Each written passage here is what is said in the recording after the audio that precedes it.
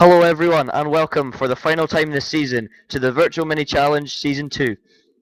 Tonight it's round 6 of the championship live from Mid-Ohio, and alongside me is the one and only Bradley Vanian. Hello there.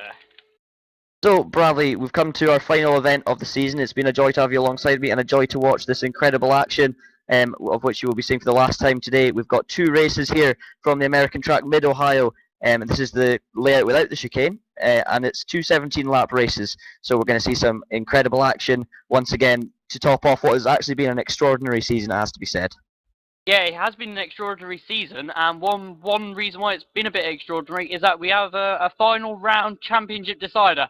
Now, sadly, it isn't as close as it could have been, but Robert Wiesemuller is leading the championship by 59 points, with his teammate Chris Butcher second in the championship. So it's going to be a tough task for Chris Butcher to win, as there is only 62 points on offer, which really means that Robert Wiesemuller, unless he retires in both races and gets no points, it's very unlikely that Chris Butcher will become the champion.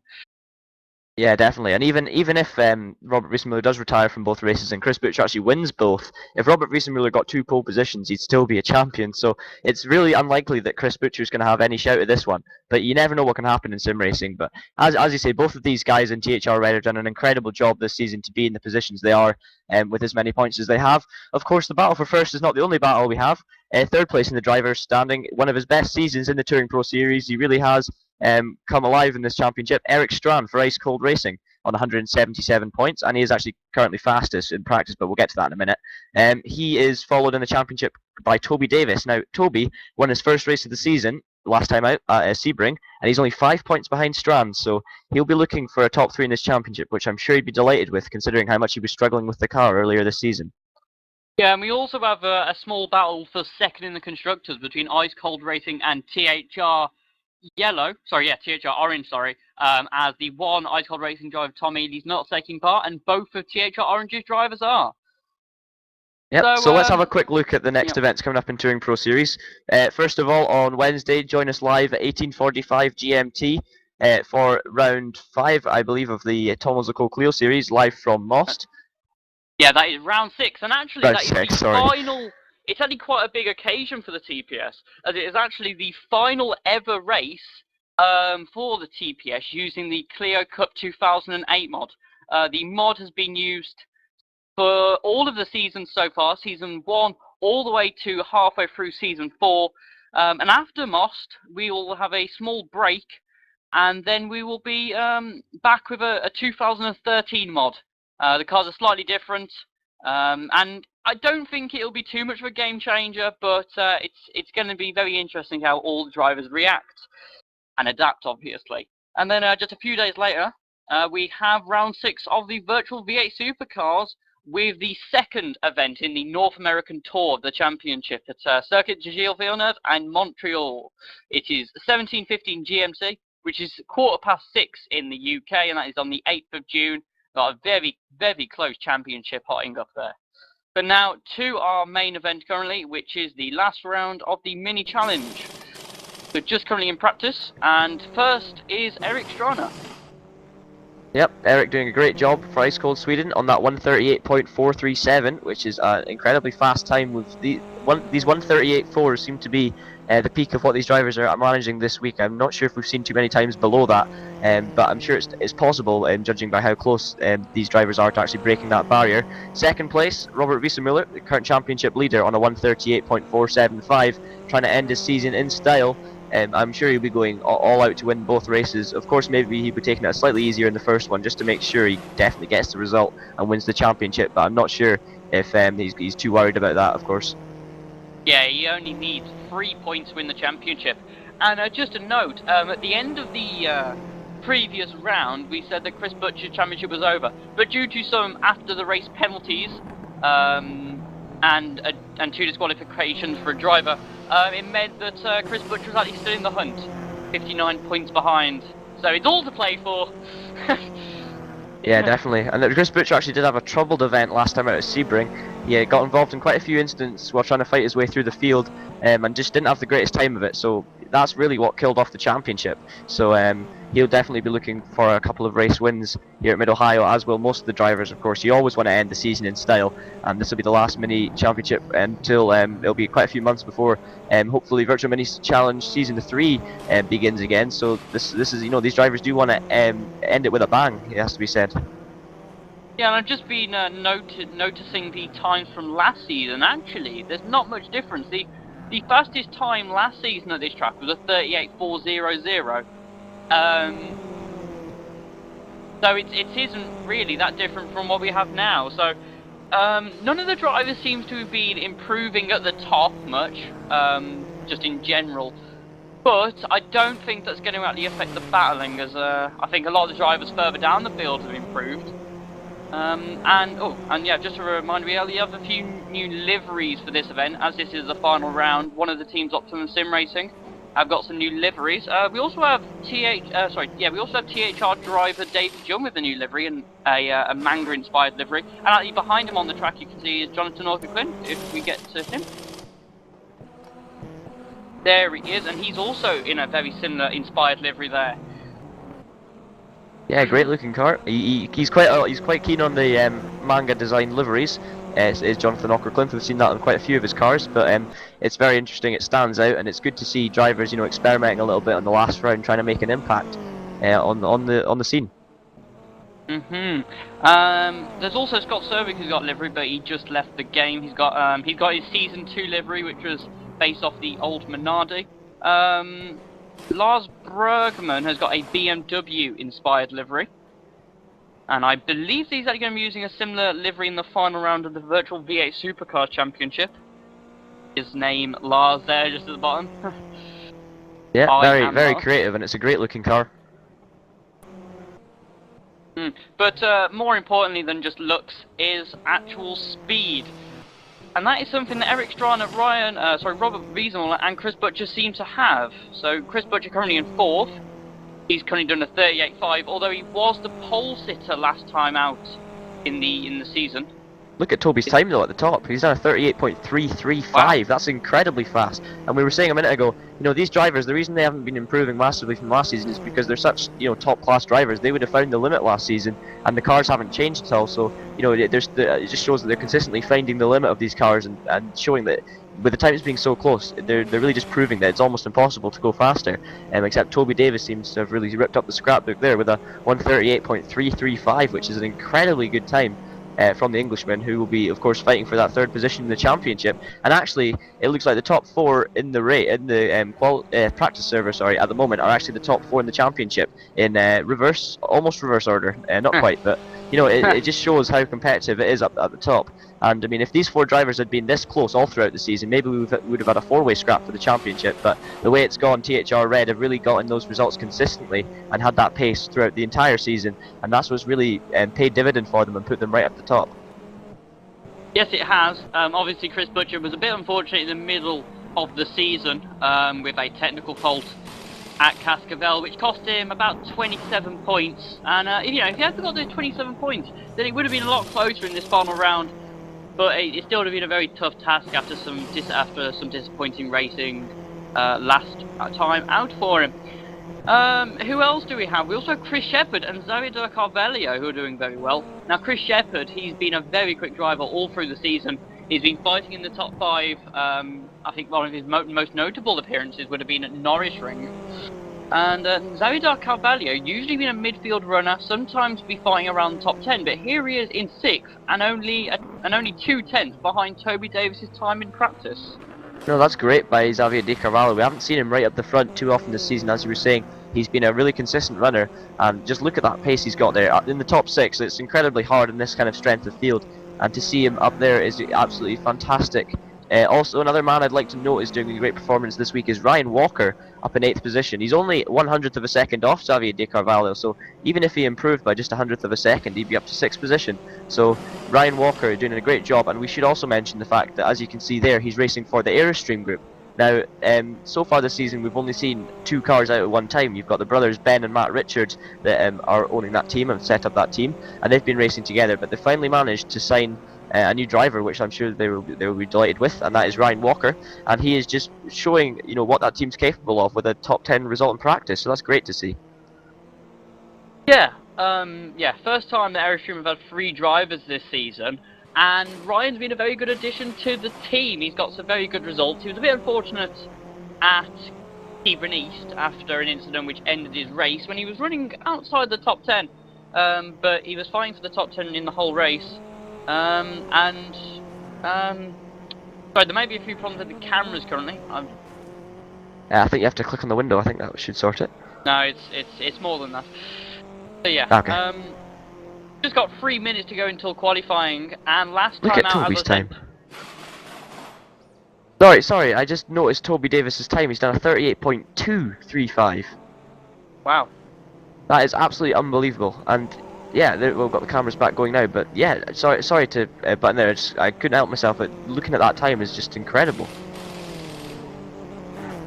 Yes, it is an absolutely amazing time, and if he can pull that off in quali, then he could end up playing a slight role in the championship battle. Now, obviously, he is in the same team as Wiesmer and Butcher, but obviously having an extra driver there will affect them, especially Butcher, who needs to beat... Well, he needs to win both the races, really. Yeah, definitely. He needs to win them both, and he needs Robert to have a DNF. So the only reason Toby could really, the only way he could actually make an impact is if he somehow, affected Robert's race. But well, obviously, that's just going to be down to what happens on track, and I'm sure Robert will be taking it really easily. Just to, all he needs to do is just finish a result, even if it's right at the bottom of the top 10. Anywhere down in 11th or 12th, just cross the line in the first race, as long as he doesn't have a crash, and he's going to be absolutely fine. So it really is. It's not the battle's not really the word I'd use. Unfortunately, it's champion. It is Robert Wiesenmuller has basically got it. He's got it sewn up. He just needs to keep his composure for one more race. Yeah, sorry about these problems. Don't know what's happening for me and the cameras.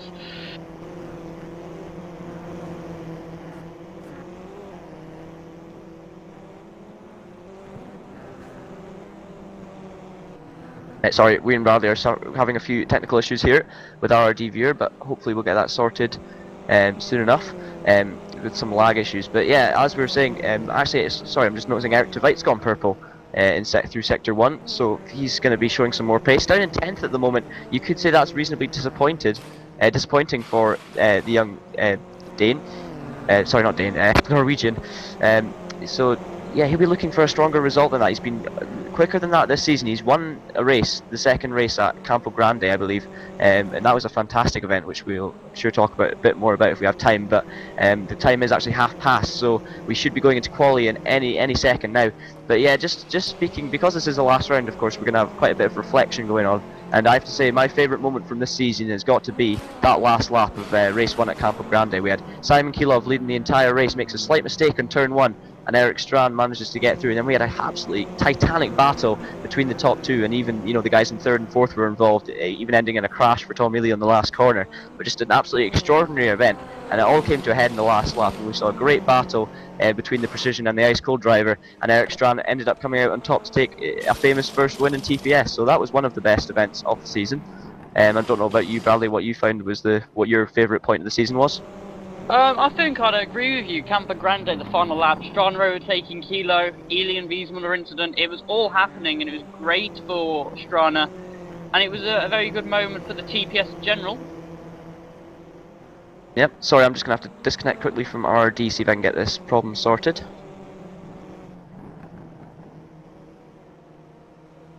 Yeah. And there we go.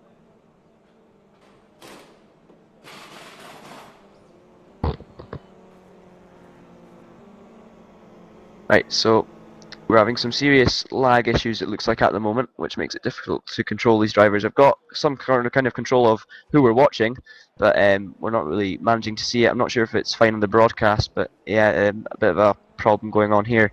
So we'll see if we can do anything about that, but for the moment we're just going to have to bear with us, unfortunately.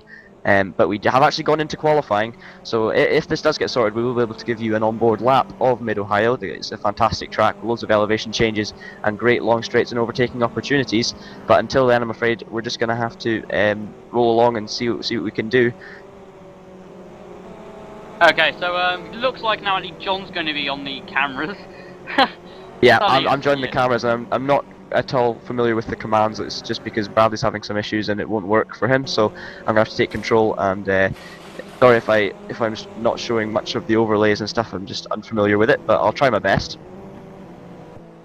But we've actually sorted the lag now. That's perfect. So we will be able to give you an onboard laps as we watch some of the drivers going at the pit. So let's just cut to the leader as we head over to Toby Davis, who was fastest in practice by actually a couple of tenths. He, as we were saying, the times hadn't really improved. He went 2 tenths quicker. Absolutely astonishing lap by Toby for THR Orange. After his first win out at Sebring, he really has got used to this car, and he's going to see if he can finish it off in fine style. If Toby Davis did take a double win here, actually, that means, you know, since his first win of the season, he would have won every race left of the championship. So it'd be good for him to end on a high note. It's a shame he's not up there in the championship fighting for that top 2. But that's just the way it goes. He had a really bad start to the season, really struggling with the car, trying to get it set up, and really was just struggling with it, which is a bit surprising because Toby's the kind of guy that will suit any car. He's fantastic in the front wheel drive Clios and also in the rear wheel drive V8s, so it was a bit surprising to see him struggling with the Mini. But of course, all drivers can't fit every single car, and he's eventually found out, you know, the sweet spot on how to drive the corners correctly, and he really has nailed it now, and he's showing, you know, his true pace here. But we will. Oh, sorry. Yeah, all problems are now sorted. So now we just watching on board now with Toby Davis as we go into the hairpin. One of the slowest corners on the circuit. Takes a very tight line. You got to use all the camber on the inside. You can see the cambered tarmac there. The slightly less coloured tarmac. Then we got this long straight, the longest straight on the circuit, and the right-hander after this is the main overtaking opportunity for drivers. Yep, this is China Beaches on the S's. These next couple of corners you're about to see. What I'm gonna say. Nope, just naming the corners. I was just gonna say China Beach, but yeah. So yeah, China Beach and the China Beach gravel trap. Oh. Yep, heading over the S's now. I'm sorry we're getting a little bit of lag again here, but Toby is on a hot lap at the moment. Next right-hander is turn 9 and 10 at Thunder Valley, as he goes down the hill and under the bridge. Again, using all the camber, but this is all the other way round the camber. It actually forces you away from the inside the corner. And now this is a very fast left-hander, using all the track on the exit again, use the camber, use a tiny bit of the curb, nudges you to the exit of the corner. Davis here taking a much tighter line, and then hitting the apex again, so it's a double apex there for most of the drivers. And a very easy full throttle corner. So we got Butcher had done an 38.7. And 38.4 for Toby Davis, so that's a great time. Sorry, I think I should mention Bradley is back on cameras now, so we've got those problems sorted, so you won't be suffering from my incredibly bad knowledge of how to work the overlay and stuff, so thank goodness for that. So we've got Toby Davis, as you just saw, a great onboard lap with Toby demonstrating the best way around Mid-Ohio, doing a 38.425, and I'm not sure we'll see too many drivers get close to that. We may, it's definitely possible that it could be beaten by one of the top 4 guys, but I'm not sure if it will, because it's an incredibly good time. So we've all got Robert Wiesmuller second, Eric Tveit is in third. That's good there from Tveit, but obviously we should be seeing much quicker times later in the session. Toby Davis currently going faster. But I'm guessing Butcher will, or is he on a earlier? No, I don't think he's even reached the per sector point yet. Oh no, he's on an outlap, so he actually exited to the pits after his 38.7. Kevin Brents is in 5th. We haven't talked much about him, but he's been improving in these minis throughout the season. He struggled at the start, and he's been slowly moving his way up. And actually, just a note, one driver that we are missing today is Andrew Waring. Now, you may have heard that Waring was involved in quite a heavy incident while he was racing in real life in the Formula 1200 series, although he is in a stable condition, so we wish him all the best and for him to be racing as soon as possible. Yeah, it's a real shame for the Precision driver because he was showing great speed across the Thomas Leclerc Clios and the Virtual Minis, but as you were saying, this crash, if you're actually an American viewer, you may have actually seen it on Global News. Andrew was featured on that because one of the video actually of him being recovered, his car being recovered and flipped over, and the other drivers helping out, which was great to see, went viral on YouTube. So yeah, it's fantastic to see the help from the other drivers, and it's just a shame that it happened to Andrew Waring, and he'll be back in TPS as soon as possible. So on behalf of everyone from TPS, we wish you a very speedy recovery and hope you get back on as quickly as possible. Yeah, meanwhile, we have some more time flooding in. Thomas Maciejewski has gone to third. Wiesman is on a very good lap. Can he snatch pole from Davis? No, that was a terrible final sector. I don't know what's happened there, but he's lost about 7 tenths. Eric Tveit, he has just come out for an outlap. Chris Shepherd's in 5th with a 7.53. Butcher down to 6th. Schreiner has moved up to 7th, but both Butcher and Schreiner will need to do much quicker. Brent's 8th, Zé Carvalho, I've never said it like that, is 9th. Bergman is 10th, with his teammate Jonathan Augerclinf in 11th. Jimmy Hughes is 12th. Van der Velde is 13th. And Luis Fernandez just gone into 12th, and Chris Butcher's on a very good lap as well. So let's go to Chris Butcher. So yeah, so he just has Kevin Brents behind him.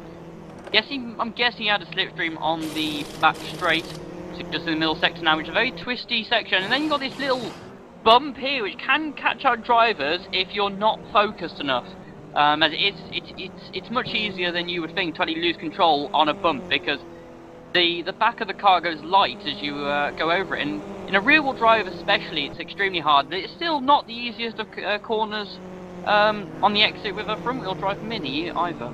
No, definitely not. I've had experience in Mid-Ohio, and it's incredibly difficult to get that car turned in. It really does matter how you take the corners beforehand. Like the exit of the S's is vital for the line you take through that whole section, as Chris Butcher is going to cross the line, but it's not a competitive lap time, and he remains in 6th, so he'll be looking to go quicker. But yeah, as you're saying, that right-hander is key to the lap. It's really difficult to get the car turned in, and you just need to nail that apex, and if you don't, you're going to lose so much time. You lose time on the entry and the exit, and because it's slightly banked, it makes such a big difference to the corners before. So yeah, that really is a key section of the track for lap time, and maybe not for overtaking, but definitely for lap time. Yeah, so Chris Shepherd has moved up into 3rd. Meanwhile, we have 3 drivers that look to be improving. We have Augerclinf, Fernandez and Hughes, 11th, 12th and 13th, that are all setting personal bests currently. Augerclinf first across the line, and he moves into... He doesn't. Fernandez is next up, and he moves into... He into 7th, so he's... Wow, look how close it is there from Chris Butcher down to De Carvalho. That is less than 3/100ths of a second separating 5 drivers. Yeah, we've seen this so often this season, and this is what the Virtual Minis is all about. It's got such close action in terms of times. You know, you've got hundreds of seconds covering 4 or 5 drivers, and that's really what sim racing is all about, and that's what the Virtual Mini Challenge brings to the table for TPS. It's just such close, exciting racing. But Van der Velde's actually gone purple. I'm not sure what sector he's in. We've also got Eric Tveit, who's purple, even though he got quite a massive slipstream, I believe, from Merville, the pink car behind him currently. And Mike Bell has moved up into 5th great position. lap. That's good for, well, that's very good for Mile Power Racing. But it looks like currently the focus is on ice cold racing, and more specifically Eric Tveit. He's currently over a 10th quicker than Toby Davis's lap, so if he can nail this final 2 corners, who knows what could happen? Will it be a 38? James Johnson up to 6th. James Johnson, that's very good performances. He's had an absolutely disastrous season in the Clios. Oh, what a lap! What a lap! A 38.258. That's over a 10th quicker than the fastest lap from last season. That is absolutely extraordinary from Eric Tveit. We saw him down in 10th position in practice, and he's just blown every other driver out of the water. Another driver who crossed the line, as we mentioned, Mike Bell, absolutely astonishing qualifying lap from him in 6th position, and James Johnson, of course, in 7th after a torrid season. He'll be delighted to, really finally come strong in this last qualifying session. But of course, we've still got minutes to go as Luis Fernandez pops up to 4th.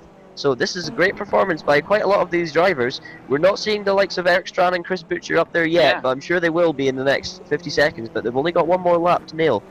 And that is very crucial for Chris Butcher. He is currently on track, but he's not setting a personal best time currently. I don't know if he's on an outlap so far, but it is disappointing for him. Last time he was the pole sitter with a 4.00, and here he is in 9th position with a 7.6. Yeah, it's a bit strange, but of course Chris Butcher, even if Robert Wiesenmüller doesn't even finish any of the 2 races, Chris Butcher still needs to win. Chris Butcher's not going to be finishing a lap, so Chris Butcher, he's gonna be either 9th on the grid or lower even. As Eric Strana coming around the final corner now, so that is Chris Butcher's championship almost over. He's got to make a remarkable comeback. Strana moves up to 3rd. Great lap, and that bumps Chris Butcher even further down, and Strand will get one more lap in, so he will be the last man across the line. We're seeing some more drivers coming across now. Yeah, we haven't looked further back in the field yet for quali. So we have Hughes 14th, Bergman 15th, Van der Velde 16th, although he's looking to improve. Brian Walker moves up to 19th, and that's Andy Van der Velde in 6th position. He has done some remarkable and very surprising qualifying performances so far this season, and that is yet another. Yeah, absolutely extraordinary, and we've seen quite a lot of this, quite a lot of drivers doing this this season. It's been almost a season of the underdog.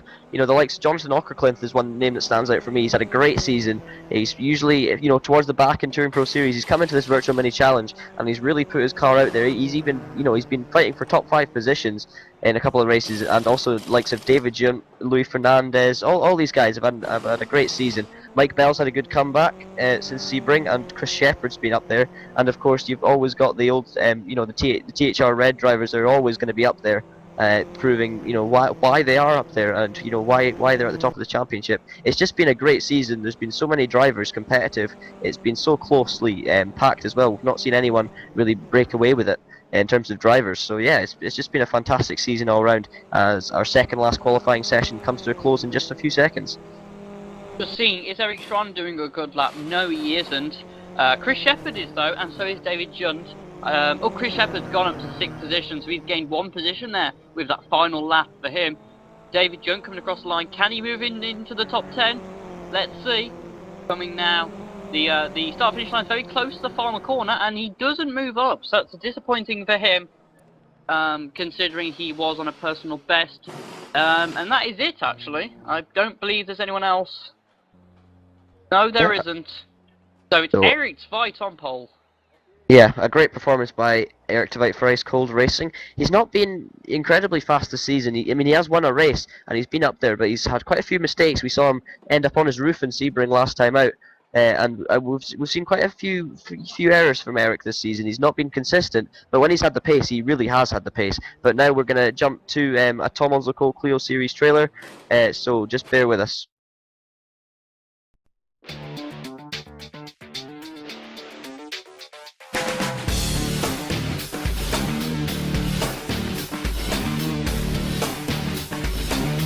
Inside SimRacing.tv, the fastest show on the internet. Sim racing news and reviews since 2007, with new shows every week.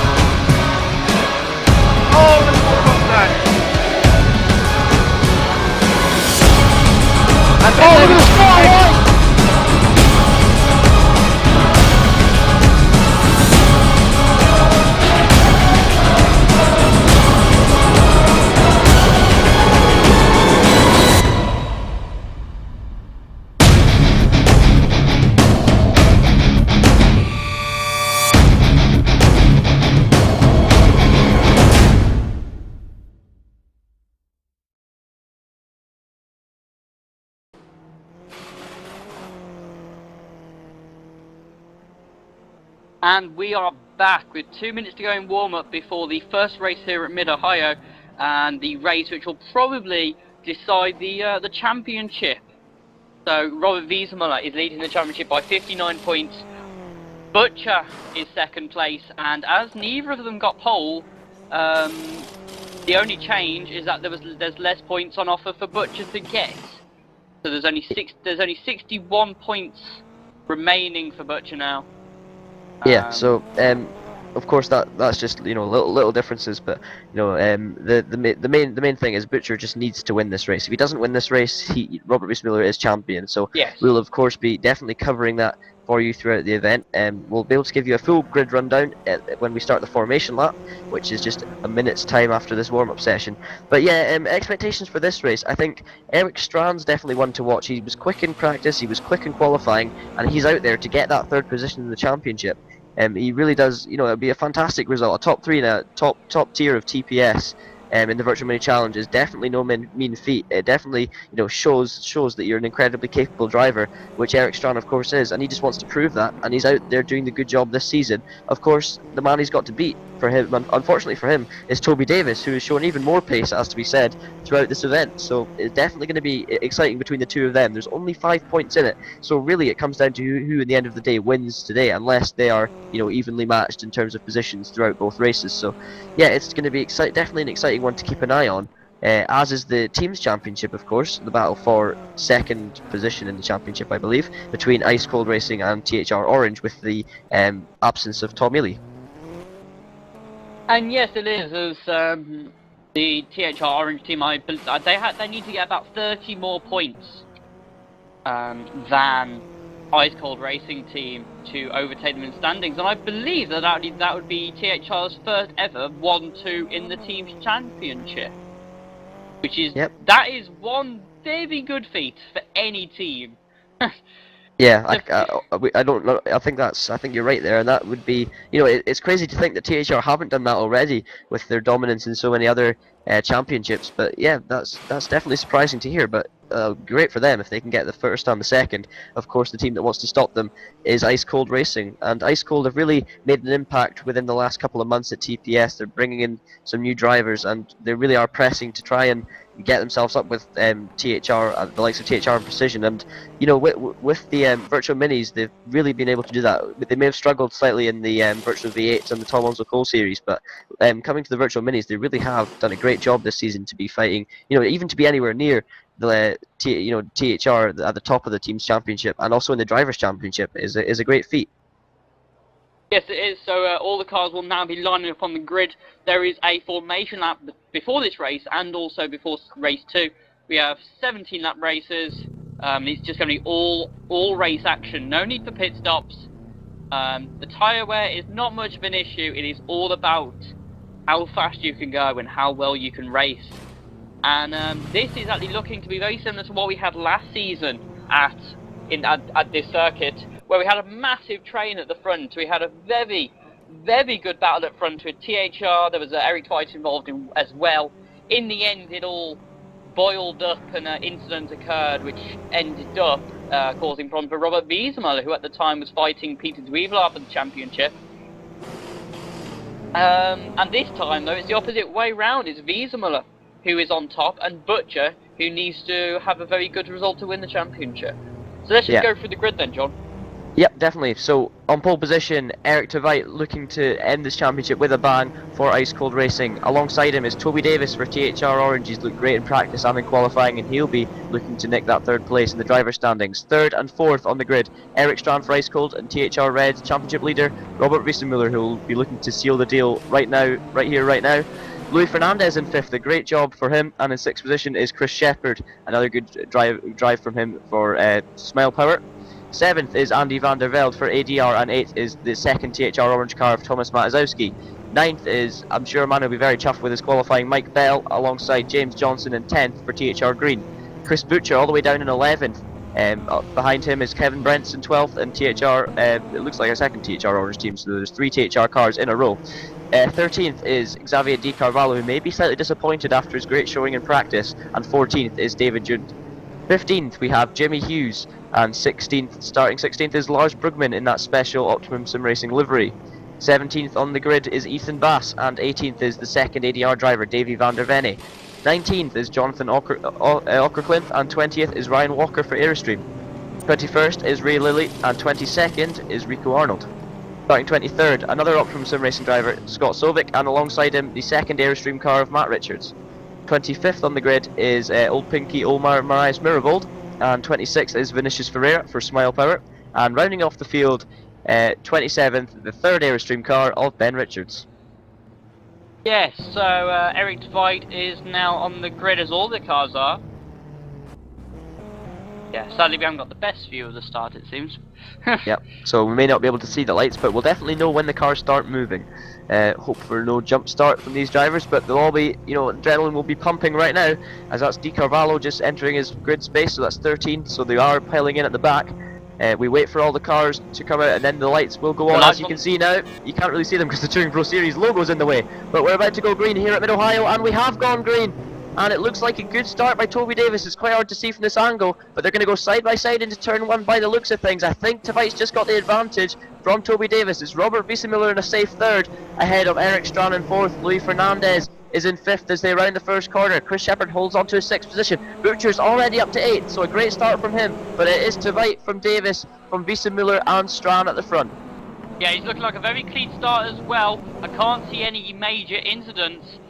And that's a bit of concert there between the THR drivers, but Tveit keeps the lead. Davis still in second, and that's Strachan going into third position on the outside of the straight.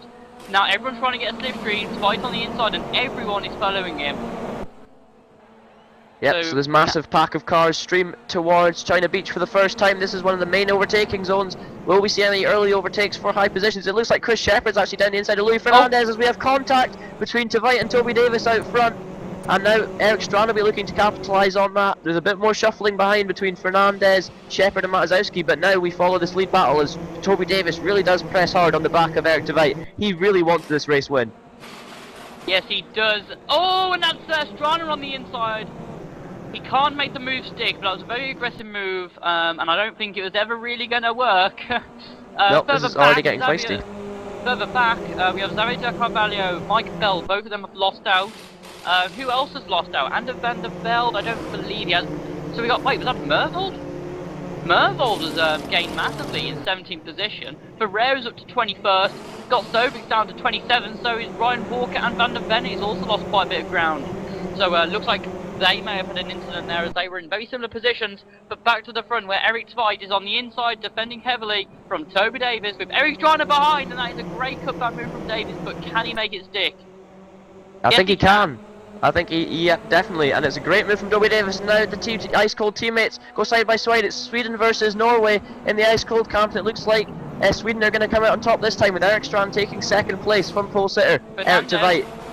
Butcher's just going to go around the outside of Fernandez here at the hairpin, and he's done it. He's up to 6th position, so he's got from, what is that now, 10th to 6th or 11th to 6th. So that is a great move there from Butcher around the outside, and now he's going to try and close up on his similar name counterpart, Chris Shepherd. Further up though, we have Eric Tveit and Eric Strachan, who are very close together. Will they work together to try and get past Toby Davis, or will they be fighting themselves?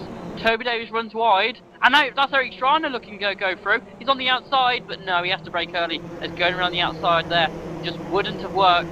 And I don't believe he's going to be able to do anything here. No, he isn't. Wiesemüller is keeping it calm in fourth. That's all he needs to do. He just needs to finish the race. He needs to get a couple of points at the least.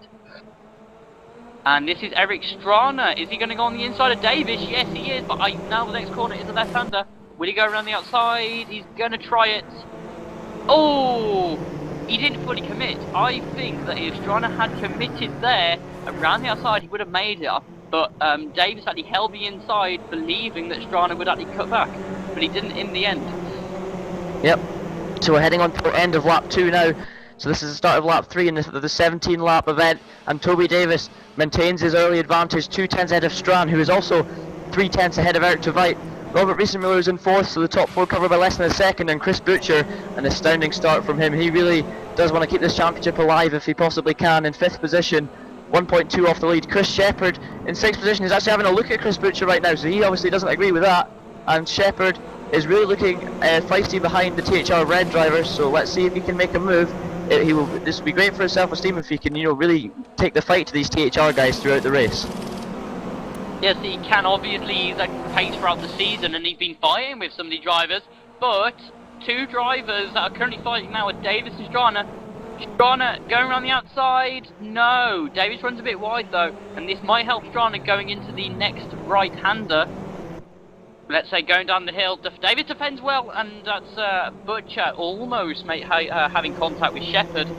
Going to look further back as we haven't yet so far. We have Van der Velde leading this massive train of cars with Mike Bell, James Johnson, almost contact, Kevin Brent, De Carvalho, who's been overtaken by Jimmy Hughes on the inside, and David Junt has followed suit. We've got Mervold, another train here. He's had a super start with Lars Bergman, Bass, Orca Clint, and that's Bass almost trying to move. Vinicius Ferreira, Lilly, they've all moved up. Arnold, Richards, Matt Richards, so they've moved up, and they might have an inter-team and inter-family battle. Ryan Walker, Van der Benne, and Scott Sovic, who's about 4 seconds behind the nearest car, but back to the front, where Chris Butcher has just set the fastest lap of the race. Yep, and as you were seeing there a second ago with the Airstream cars, we've got 3 of them running in a big line, and they're going to have a great time battling it out for those positions. Those guys are going to have a fantastic battle, as we saw actually earlier this season with Matt and Ben Richards, as Eric Tveit looks to the inside of Stram. And he makes it out. Oh, he's hit Davis, and he's going to lose out massively. And Davis has lost out massively, and Eric Stram takes the lead. And Butcher's going to move up into third. Or is he? Because he's got a run on his teammate and championship rival. And he's gone to the inside and he's overtaken Wiesmuller. That is exactly what he needed to do. But he needs a lot more than that if he's going to still be in the championship hunt for the final race. Yep, under braking now for China Beach. They need to take it really carefully on this braking zone, because if they get it wrong... Sorry, there was a contact between Strana and Davis. Strana ran a bit wide. And Spite, who was the pole sitter, now down in 6th. Louis Fernandez in 7th. As Shepherd looking down the inside of Wiesmuller.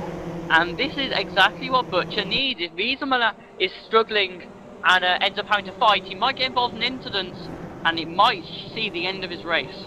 Yep, and this is exactly what we're seeing now. You just saw Chris Shepherd tap the back of Robert Wiesmuller, and if Robert had gone to correct that and overcorrected it, he could have ended up in the wall, and then Chris Butcher would just have to win the race to keep the championship alive. So anything can happen, as we've been saying the whole time.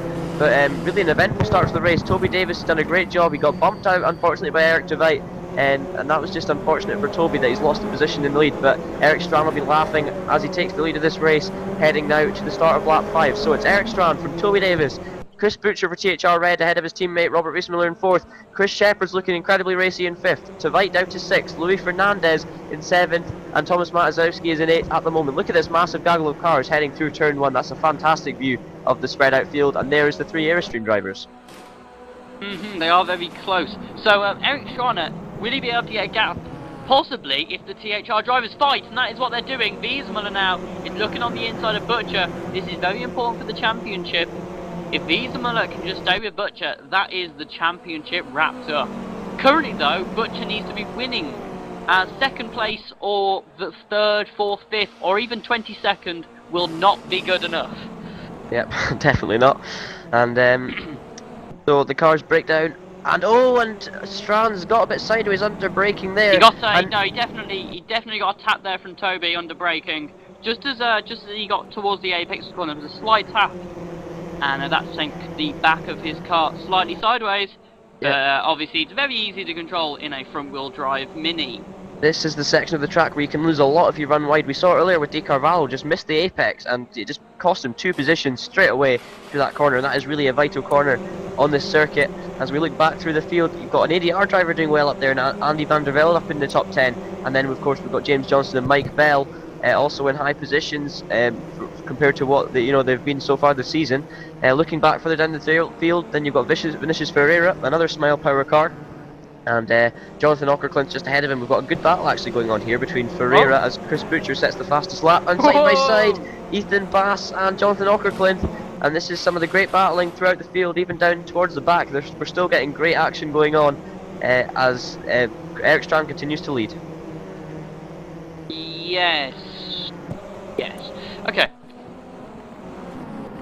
So no real changes up front, although Shepherd down the inside of Wiesmuller. Good move. Well, currently yes, but Wiesman's got a much better run out of the hairpin. He took a much wider line, so he should get a much better exit. Will he be able to hold him on the outside? It's going to be close anyway. Wiesenmüller's got the outside line, but that will turn into the inside in the next corner. So if he can hang it on the outside through here, but he's going to go 3 wide, gets Tvite's down the middle. Last time Tvite went 3 wide, he ended up on his roof, so he needs to be careful this time. And this time he just overtaken 2 cars by going through the middle. Oh, Wiesenmüller sideways. Yeah, mixed fortune for Tvite. It looks like when he goes in 3 wide battles into a hairpin, but anyway, this time it's worked, so we'll move on from there. He's actually managed to take the position from the 2 of them, so great opportunistic driving. I don't know what's happened here, but Butcher is now ahead of Davis. Is he under braking here? Well, he's already made the move stick, so sorry for missing that. But that is now a big relief for Butcher, as now he only needs to overtake the Swedish guy, Erik Strana, and he will be in a championship favourable position. But it's going to be a bit pointless if Wiesenmüller stays in 6th. He needs Wiesenmüller to be getting, well, no points, or at least 1 or 2 points, and that's big.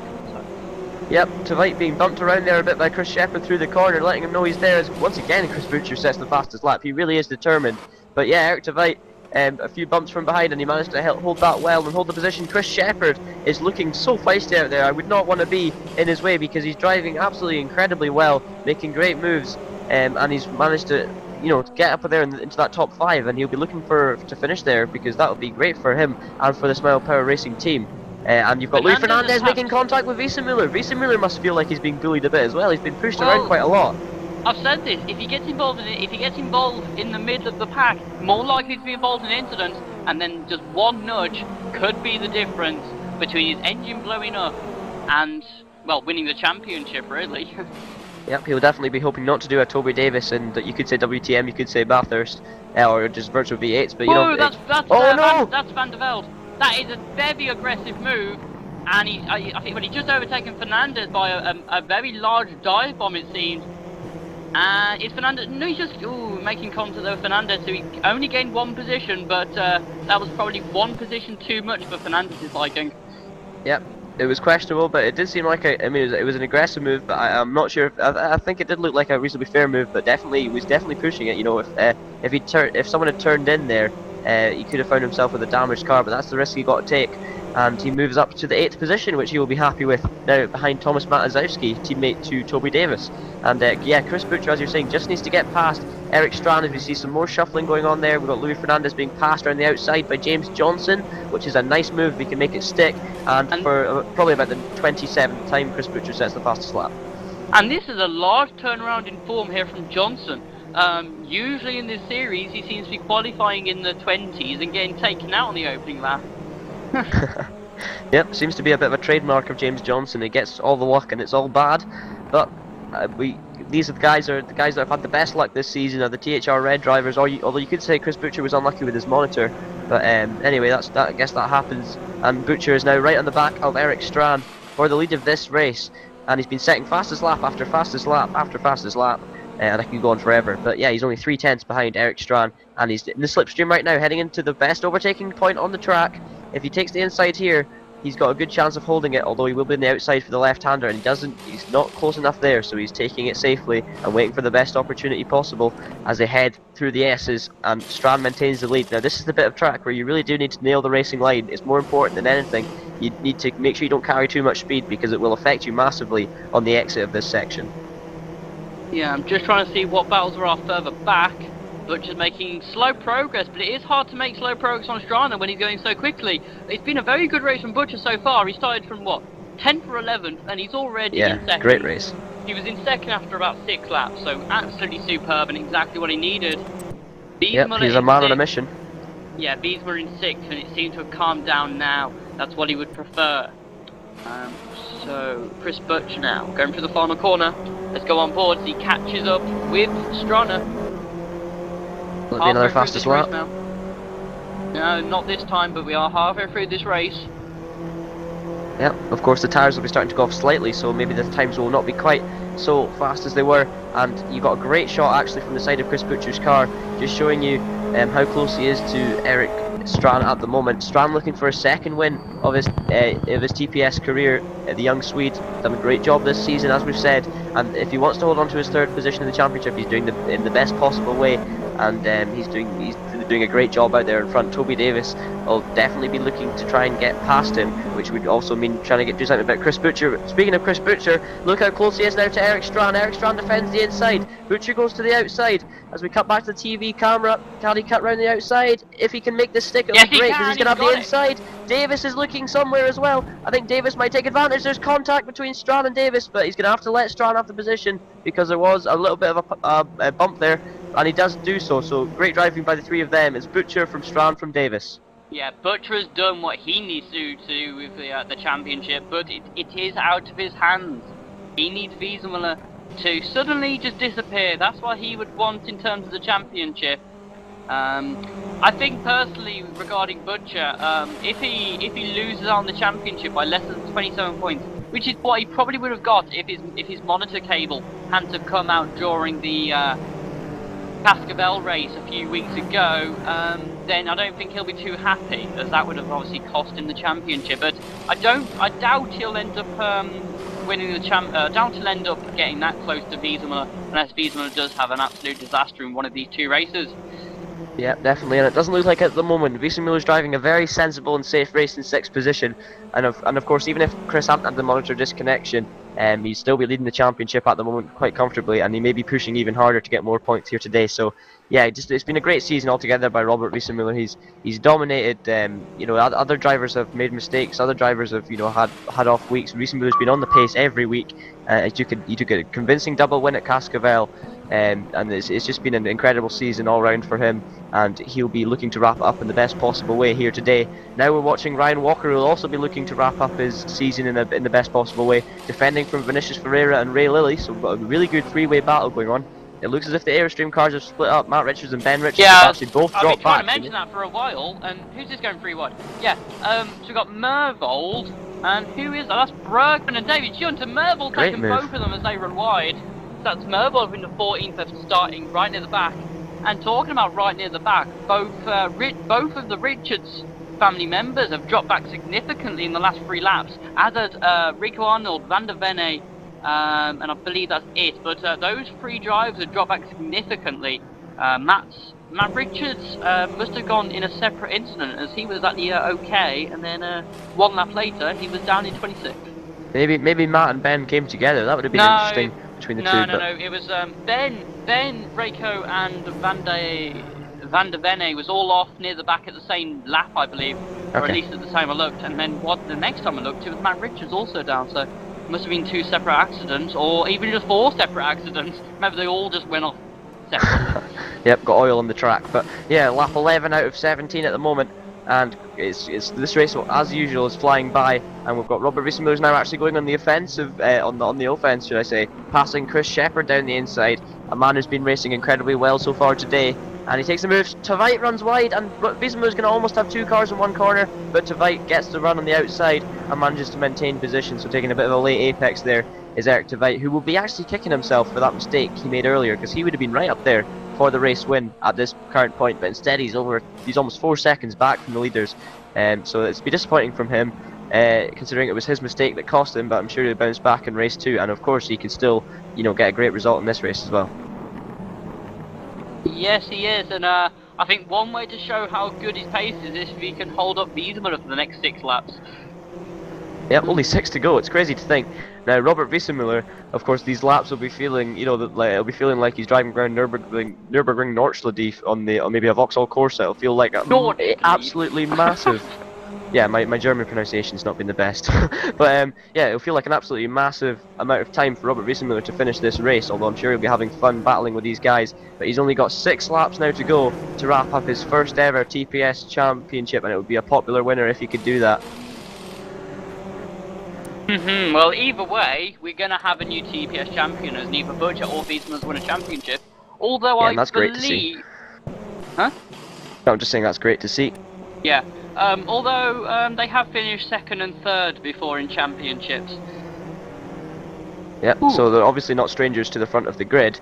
On both cases, they've been top drivers for a long time in the Touring Pro Series. Robert Wiesenmüller coming in later and joining THR more recently, but he's definitely, THR's definitely improved his driving, and he's not quite been on the pace of Butcher in some of the other series, but in the minis he's been absolutely fantastic. And it has to be said, he's been the one man that stands out in this championship as being the strongest driver so far this season. So he definitely deserves any success that comes his way, as does Chris Butcher, of course, who has also driven a great season, and he's of course got a long time to go in TPS to win a championship, and I'm sure he will do that with his driving quality.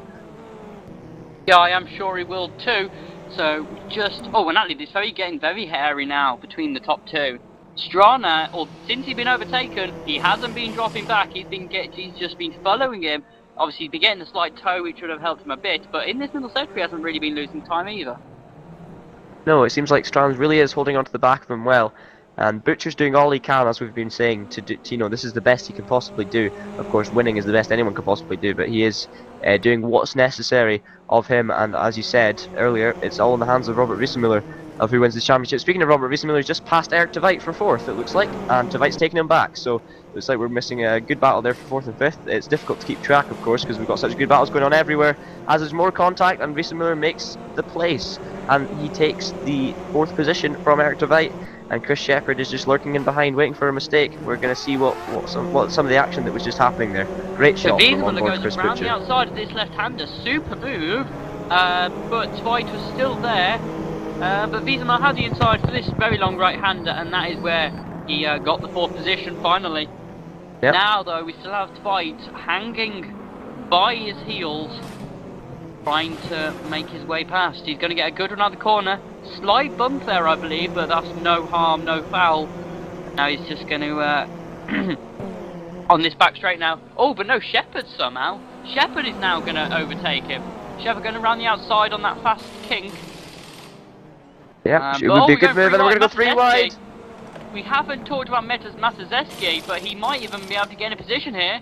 No, there's big contact, and Matazeski loses control. He hits Van der Velde. Yep, Van der Velde holds a position. No, he doesn't. There's more contact. Well, Van der Velde, after all that, Van der Velde managed to gain the position. So great, exciting stuff going on, and a bit too much contact, but of course that's just a lot of drivers fighting for the same piece of track and trying to control their cars in the rejoin, which always can't be avoided. So yeah, we've got great battles going on. Of course, this battle for 4th position has really made them, far behind this battle for the lead. I don't know. As you can clearly see, we don't have a THR car leading anymore. They were fighting, so yeah, they were. So has Butcher made a mistake? He runs wide. It looks like he's done what we've mentioned a few times. He's just missed the apex for the right-hander. I don't think there was contact. There wasn't. Butcher just missed his braking point. He's missed the apex of the corner, and that's just allowed Strana right back through. Yeah, now uncharacteristic mistake. Go. Oh my god, that really creeped me out then. Because I was looking in the second column there with Zweit, Shepherd, Van der Velde, and Matazeski, and I couldn't see Wiesemuller. Yeah, I was wondering why you suddenly sounded shocked. And all of a sudden I was thinking that Wiesemuller had lost connection, and why is Strana and they're going very deep? I must have made a mistake there, and now Butcher's right on the back of him. Or, well, I don't know, it might have been contact, but either way, Strana's still leading. Yep, Davis will have the popcorn out at this one. There's a great battle going on right in front of him for the lead, and of course if they end up crashing it benefits him as well. So I'm sure you'll be enjoying this one, just watching this incredible battle between his teammate and the ice cold driver of Eric Strand. As Butcher looks down the inside once again, he needs this race win. Not that it's going to matter too much if Wiesemuller can hold on to his position. And Davis! Oh, there's more contact! Strand takes the lead. Or does he? Yes, he does. And Davis was looking racy there for a second there. It looked like Davis might be able to capitalise on both of them, but not quite managing at this point.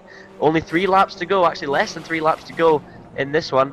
Actually no, sorry, more than 3 laps to go, less than 4 laps, there we go. But a great battle going on between the 2 THR drivers and Ice Cold, and it has to be said, these are the 2 teams that have stood out this season. The only team that's come close to challenging have been Precision, and they've not nearly been consistent enough. They've shown good pace and flashes, but they're not here today. Of course, we know what happens to Andrew Waring and Simon Keelog not taking part in this event. So yeah, they've been the only team that have challenged, but they've definitely not lived up to THR and Ice Cold standards, as that's Vinicius Ferreira gone off. Yeah, he lost tons of positions there, trying to find what happened. I don't know if it was contact or not, but he's lost positions. But back up front, and we have Strana, Butcher, and Davis. Davis, I don't think he's going to be fighting too heavily. He's not fighting for the championship. Butcher is. Yeah, definitely, and of course Toby Davis and Chris Butcher being co-owners, I'm sure it wouldn't go down too well if Davis took Chris Butcher out of any contention whatsoever. But of course it's Davis's 2 drivers that are fighting for the championship lead, so I'm sure there'll be no help or disadvantage to either one of them. They'll just be racing because Chris Butcher knows at this point that Robert Wiesenmuller has this sewn up.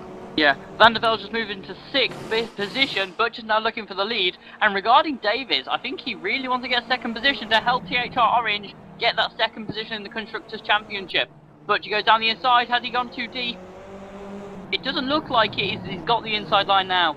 And Strana is back down to 2nd with just 2.5 laps to go. Yep, and actually the battle between the battle for 2nd place in the championship, it's not actually the Ice Cold that Eric Strand.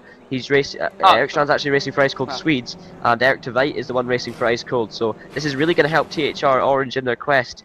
But Eric Tveit's doing a good job in 5th, so they may still be able to score enough points to beat THR.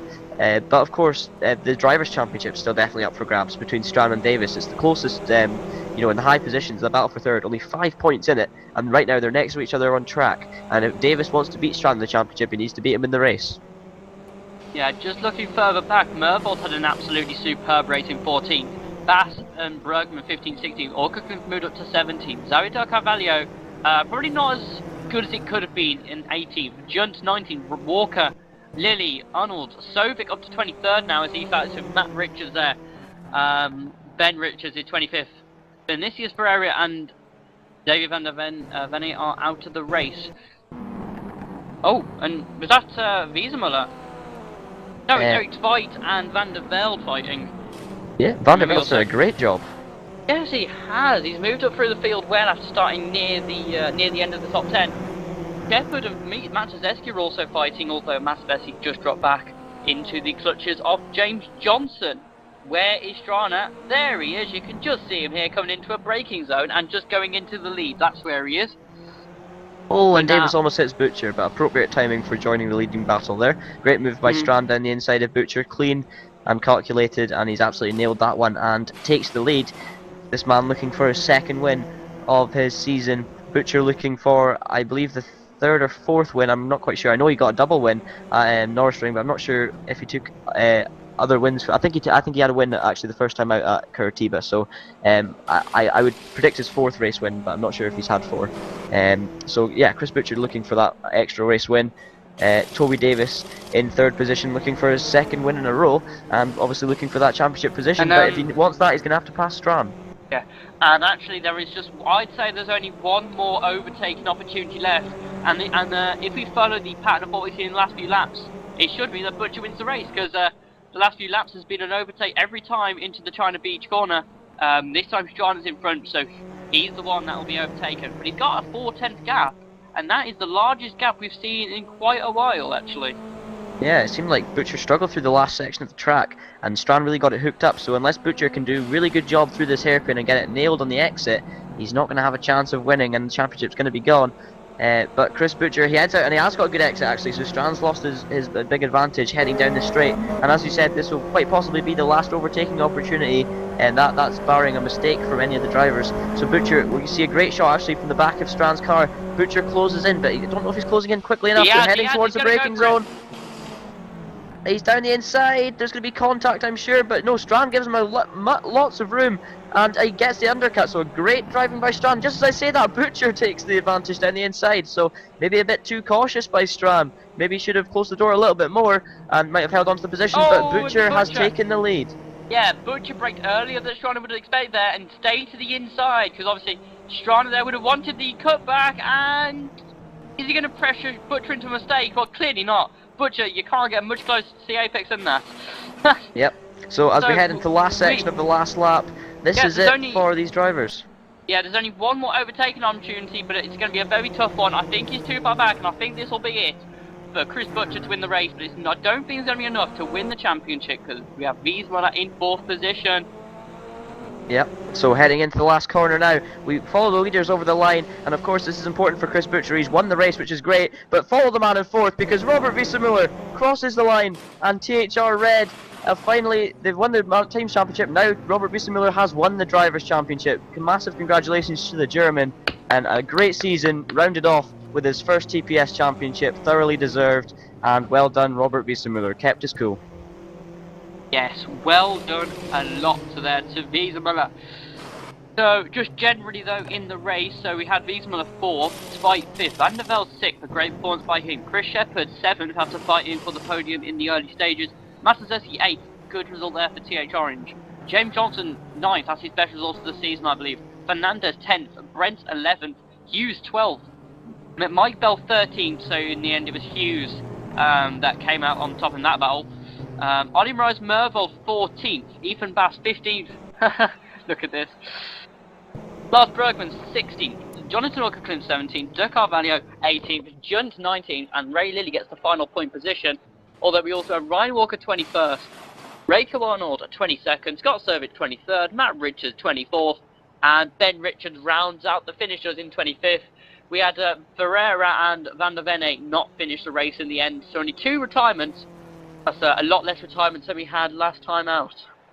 Yeah, definitely a much it looked like a very actually clean race. We saw a bit of controversy at Sebring. We saw a lot of action that was maybe a bit too aggressive for the stewards' liking, especially. But yeah, it was a very controversial event, and today we've seen a perfect demonstration of how to race fairly cleanly and incredibly competitively, and that's what Chris Butcher, Eric Strand, and Toby Davis did. They put on a great show at the front. Chris Butcher got the result he needed, but the results otherwise didn't go his way, with Robert Wiesenmuller driving the perfect race. All he needed to do was finish in those points positions. He couldn't have done it better. He drove cautiously. He didn't push too hard. At the same time, he didn't let off too much, so he dropped back. He got a good gap in 4th position, and he kept his composure, where others may have fell apart. And Robert Wiesenmuller picks up his first championship, so that is massive for him, and he's deserved it. He's been in the TPS now for quite a few months, or almost a year, and he's definitely put on a great show. And this has got to be his best moment so far in the series. That is, well, yes, I can't really disagree with you. So we will be back in a few minutes for the second qualifying session.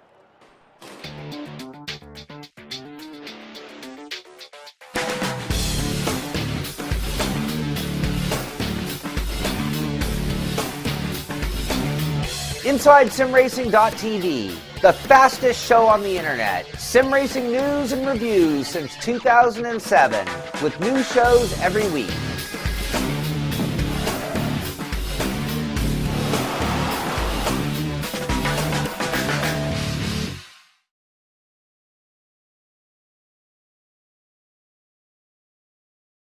Hello and welcome back for the second race and the second qualifying session. Before that, the final round of Season 2 of the Virtual Mini Challenge.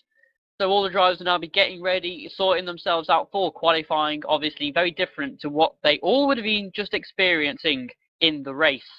And just something to talk about. The 2013 TPS livery competition is currently running, where all the liveries from all the different TPS livery competitions, all the best ones, are in a vote, in a poll, where people can vote for their most favourite livery. Maybe that's the design which you think has the most creativity, maybe it's just simple, maybe it's just something which just makes it stand out from all the others. But yeah, you can find that just on the TPS forums, which is on the Inside Sim Racing forum, and it is in the main feedback and discussion part of the forum. That's the paddock section. Yep. So a great race, one has to be said. We saw 2 groups of fantastic battling, and actually we saw other fantastic battling throughout the entire field. And actually we're just seeing Eric Devites actually apologising to Toby Davis for his move, or the contact they made, which cost Eric Devite more than it cost Toby. But I'm sure they'll be fine with that. It is the last round of the season, and yeah, I'm sure there's no hard feelings there. But yeah, it was a fantastic race, and we're just going to quickly cover the next events in TPS before we go to qualifying. As we said earlier, round 6 of the Tom Onslow Clio Series live from Most at 18:45 GMT, which is actually 7:45 British Standard Time. Tune in on Wednesday for that. And as we were saying, the last event of the 2008 Clio Cup mod, and we'll be moving to the new 2013 mod, so tune in then. Also, coming up next Saturday, the live is the Virtual V8 Supercar Championship 2013, round 6 from Montreal, the second race on the west side of the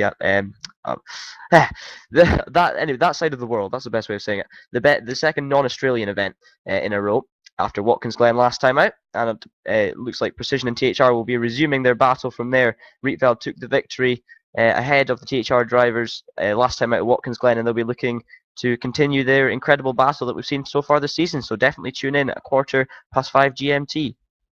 Yeah, so we're now just getting ready for quali. And here we are, so the driver's now leaving the track. Okay, so all the cars will be first sinking. So, what do you expect from this final race then? Obviously now there's, the Drivers' Championship is not to play for, it's mostly just pride and fun now. Yeah, definitely, and that's what sim racing, of course, is all about. It's all about the fun. And these drivers will be looking at it. They'll be looking for a great race. I think we're going to see fantastic battling. It always seems to be the last round of the TouringProSeries Championship. Always seems to provide, the pinnacle of sim racing. It's great to see, and these drivers will be looking for more of the same. Of course, the battle for the championship, although the first and second places have been decided, and I'm sure Butcher will be congratulating Robert Wiesenmuller on that one. The battle for third place rages on. Eric Strand took a Chris Butcher took the win, sorry. But Eric Strand, as I was going to say, took more points out of Toby Davis, so that increases the gap between the two of them heading into this last round. So I'm going to just get up the point scoring system so I can try and make a few calculations to see where Toby Davis needs to finish in comparison to Strand to beat him in the championship for that third position, because of course you'd rather be top 3 in the championship is something you can boast about. You can say, I finished top 3 in the championship in Virtual Mini Challenge Season 2, whereas if you're 4th, it's not quite the same thing. So those two will be going at it for that position. So yeah, we've just got all the cars now just on their outlap. Is everyone out on track? No, there are a few drivers not on track. Obviously they will all make themselves ready eventually. So it's only a 10-minute session, so it's not much time to actually get a good lap in, considering that all these drivers have had 2 weeks to practice, and now you've got to get your best lap possible within a 10-minute session. It's a lot harder than you would think. Last time out, in practice, we saw a lot of people doing 4s, and then in quali, there was only a couple of drivers doing 4s. So it just shows you the pressure that can happen. But quali is not everything, as Chris Butcher showed last time out. He was outside the top 10, and he ended up winning the race. Yeah, and the pressure doesn't always go into bad lap times. The pressure can sometimes help a driver and really push them on. The adrenaline rush can really kick in, and as you saw last time in qualifying with Tveit, we saw many drivers struggling to match their practice times. Tveit improved by a long way and took one of the best pole position laps. It has to be said, we've seen this season quicker than anything we've seen in practice by a long margin. Took a massive pole position. Well, I say massive, it was over a tenth of a second, and that just over a tenth of a second, less than 2/10, which just shows how competitive this series is. And Tveit will be looking for a repeat of that, of course, in this qualifying session. Just a quick note on the Drivers' Championship third position battle. We now have 7 points between Strand and Davis. Strand, of course, being in third and Davis in fourth. And if Davis can finish ahead of Strand by more than 7 points, Davis will actually take that position in the championship. So that battle's definitely on for the third position. Yes, it's going to be interesting who can come out on top on that. Obviously, there's no prizes for finishing third, fourth, fifth, or sixth, but it's just general pride. And obviously, getting a top 3 is obviously better than getting a top 4. And it's almost like what would you say? It's like a sort of like an achievement. You have like top 5, top 10s, and top 3s. So yeah, Eric Strana is on a. Sorry, we just got a few. Okay, yeah, sorry. So David Junt is currently first with a 38.6, so that's not bad from him. Yeah, good luck. Yeah, just seeing who else is on good lap. Obviously, it's a bit hard to see exactly who is exactly on a good lap, because not many drivers have done lap times, but now we have the first major lap time, and now we have the second major lap time, and there's also Van der Velde. So Strana is on pole with a 38.4, Butcher second, 38.48. And Van der Velde's also got another 38.4, and that is a 38.49. So only 300 separating the top 3, and that is a brilliant performance there from Van der Velde, setting another good lap time just like his previous attempt. And actually, Van der Velde has a slipstream from Strana. That will definitely make a difference as Wiesenmuller goes fourth. The slipstream can gain you up to 0.2 of a second down that big long straight, so I'm sure Strand won't be meaning to help his rival driver Andy Van der Velde. But Van der Velde hasn't usually been a rival this season to the likes of Strand, but he really has come on form for this final event. He was the standout driver for me in that race. Obviously, you can't take away from Wiesemuller and of course the battle for the lead, but Andy van der Velde finished a 6th position, which is ADR's best result so far this season, and he will be delighted with that. That team's had a few issues this season in terms of pace. They've not really been 100% on it so far this season. They've been struggling around in the midfield, but to see him up there in the top 6 in the final event, yeah, they're going to be delighted with that, and it's going to be a good confidence booster heading in to next season. So, who's on a lap? We have Van der Velde, Butcher's on an outlap, Wiesemuller, Dobie Davies into 6th, but he's still behind David Jung by 1/1000th of a second. Thomas Masazeski is in 7th. Lars Bergman doing well, currently in 8th position. He's in the pits though. Chris Shepherd, Ryan Walker, so we got time flooding in now again.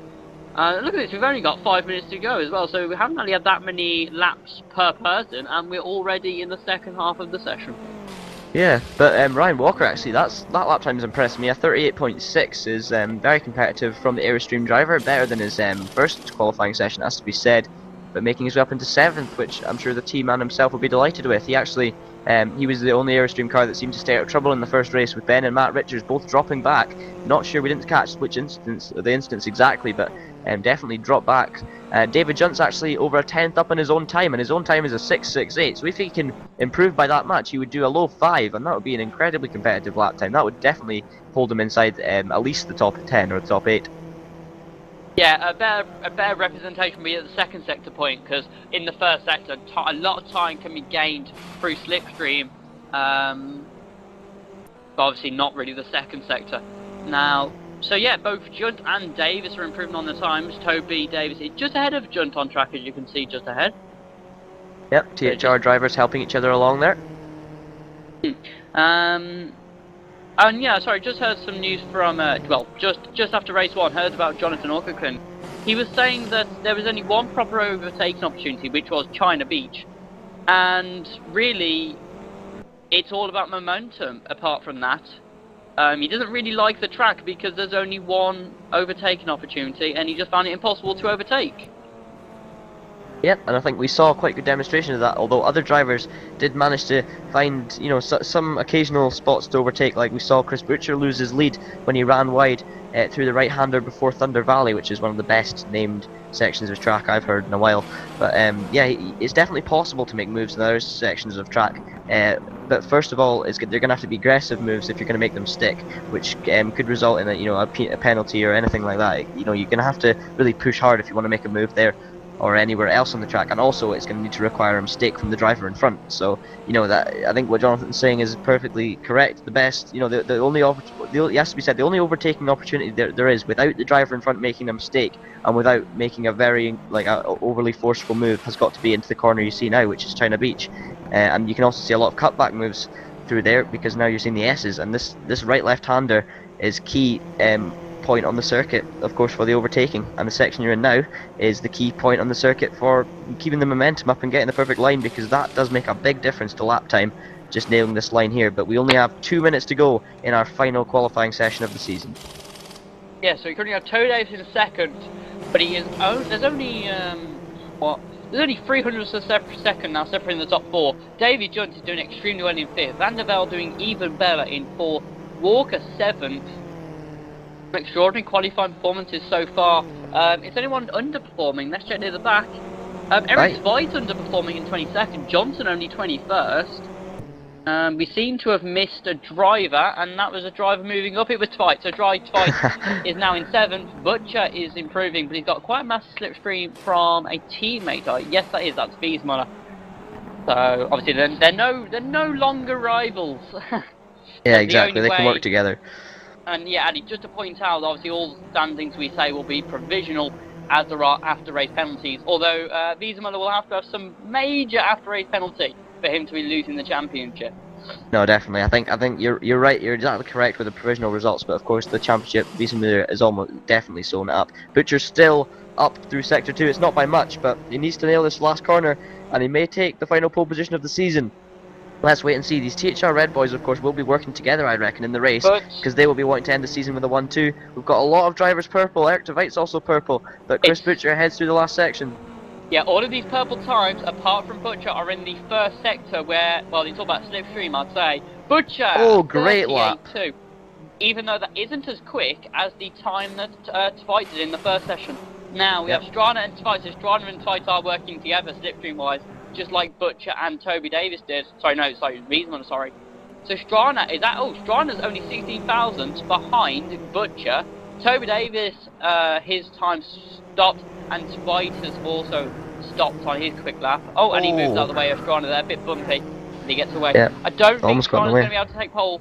I don't think he'll take pole, but he might get a 2 or even a 3. Let's see how it goes.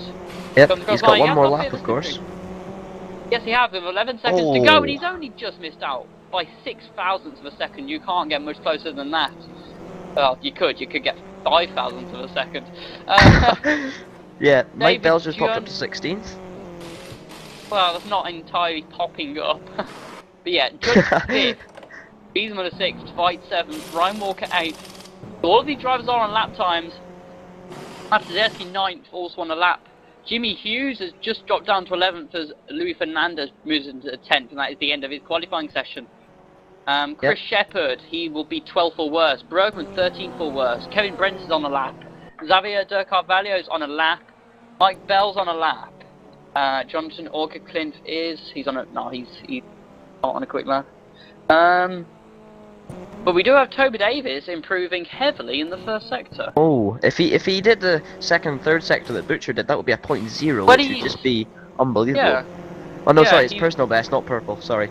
Yeah, but he is 2/10 quicker than his current personal best, so that would put him in Right there. That would put him right there, because he was just over 2/10, he was out of 2:05, which would put him right in the middle between Butcher and Strana. Let's see now. No, he's lost quite a bit of time. He's going to have to really do a very good final sector to improve. Yeah, and I think every driver that crosses the line now, it'll be their last lap of the season being completed. 2 drivers so far have stood out for me qualifying this session, but of course we're not at the end yet, so I'll not say anything yet. Thomas Matazowski comes through the final section. We're not sure if he's up. It looks like he is green actually, so this could improve him a position or two. He's 9th at the moment. If he can gain at least a 10th on his lap, that could move him up a position. Does he go to 8th? No, he stays 9th, but a good qualifying session from him. Yeah, it was only 2 thousandths of a second off his personal best. Rico Arnold is the highest placed personal best guy. No, he isn't, because he's not on track, and that is it then. Yeah, that's it. Everyone has just finished their last qualifying session in Season 2 of the Virtual Mini Challenge. But the one that has come out on top is Chris Butcher. Yeah. And he'll be looking to repeat his race 1 finish. If he can lead from pole position, of course, in race 1 he did it from 11th on the grid, and if he can win the race from 11th on the grid, he could win the race from pole. So Chris Butcher looking to end his season in the best possible way. Although I say that he didn't win the championship, so you could argue that it's not the best possible way. But to be honest, nothing was going to deny Robert of the championship with such a big gap between the two of them. It was the only thing that was possible was mathematically, but I mean, in real life terms, it was going to be incredibly difficult for Butcher to get enough points to beat Robert Wiesenmüller. But he's done what he needed to do, which is take, do the best possible result in Mid-Ohio. And so far, of course, we've not done the last race, but at the moment he's looking on track to do that.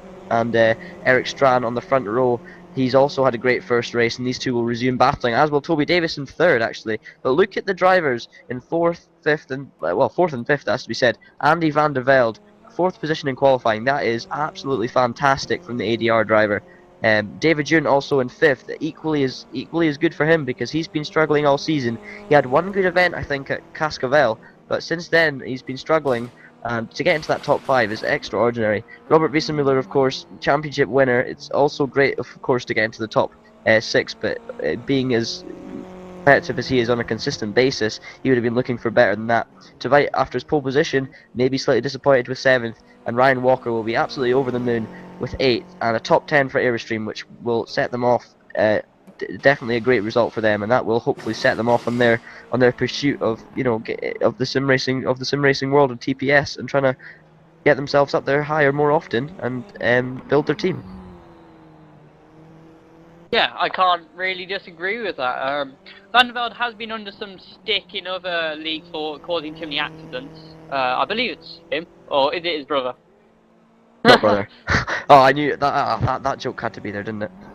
Oh my god, I just saw Oh, that. you did it Sorry. as well. I thought you were referring to my mess up of the last round, but Bradley's done it as well. So I feel Yeah, I keep thinking, brother. No, Van der yeah. Velde Wait, and Van der Venne are not brothers. But yeah. I Let's believe clear both this of up. them. Van der Velde and Van der Venne are not related, but they drive in the same car, and their names sound very similar. So I do apologise to the two of you on behalf of me and Bradley for both mucking that up throughout the season.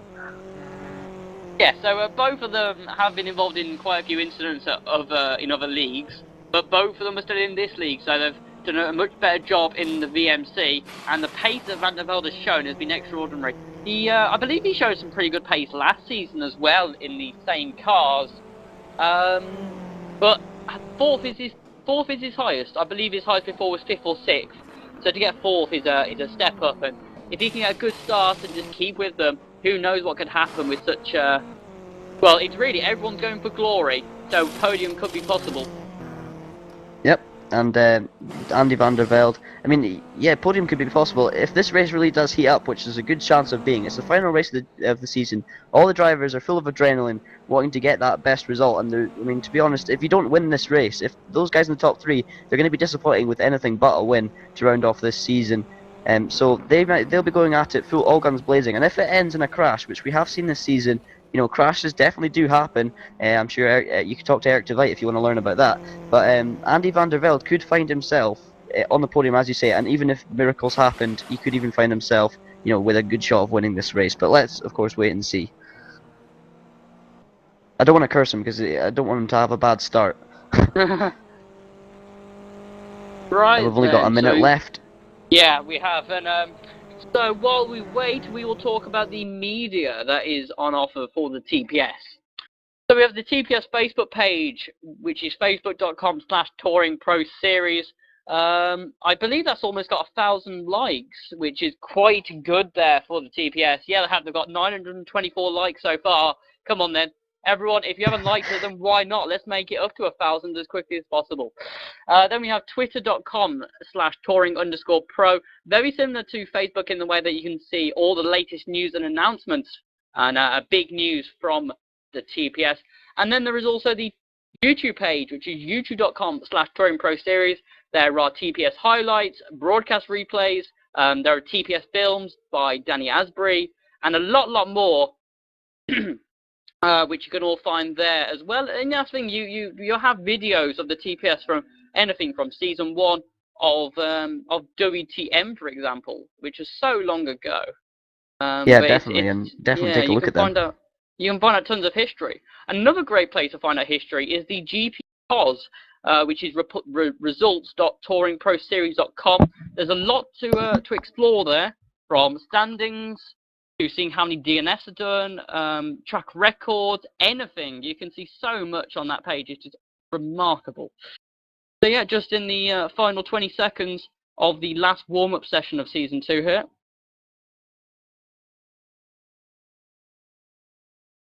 So what do you expect for this last race? Do you have any winners that you expect? John, hello?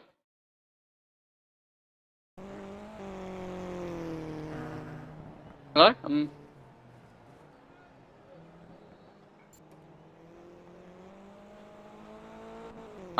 Well, it looks like I might have a problem with John here. Unless it's me. Pretty sure I'm out, so we go to race 2.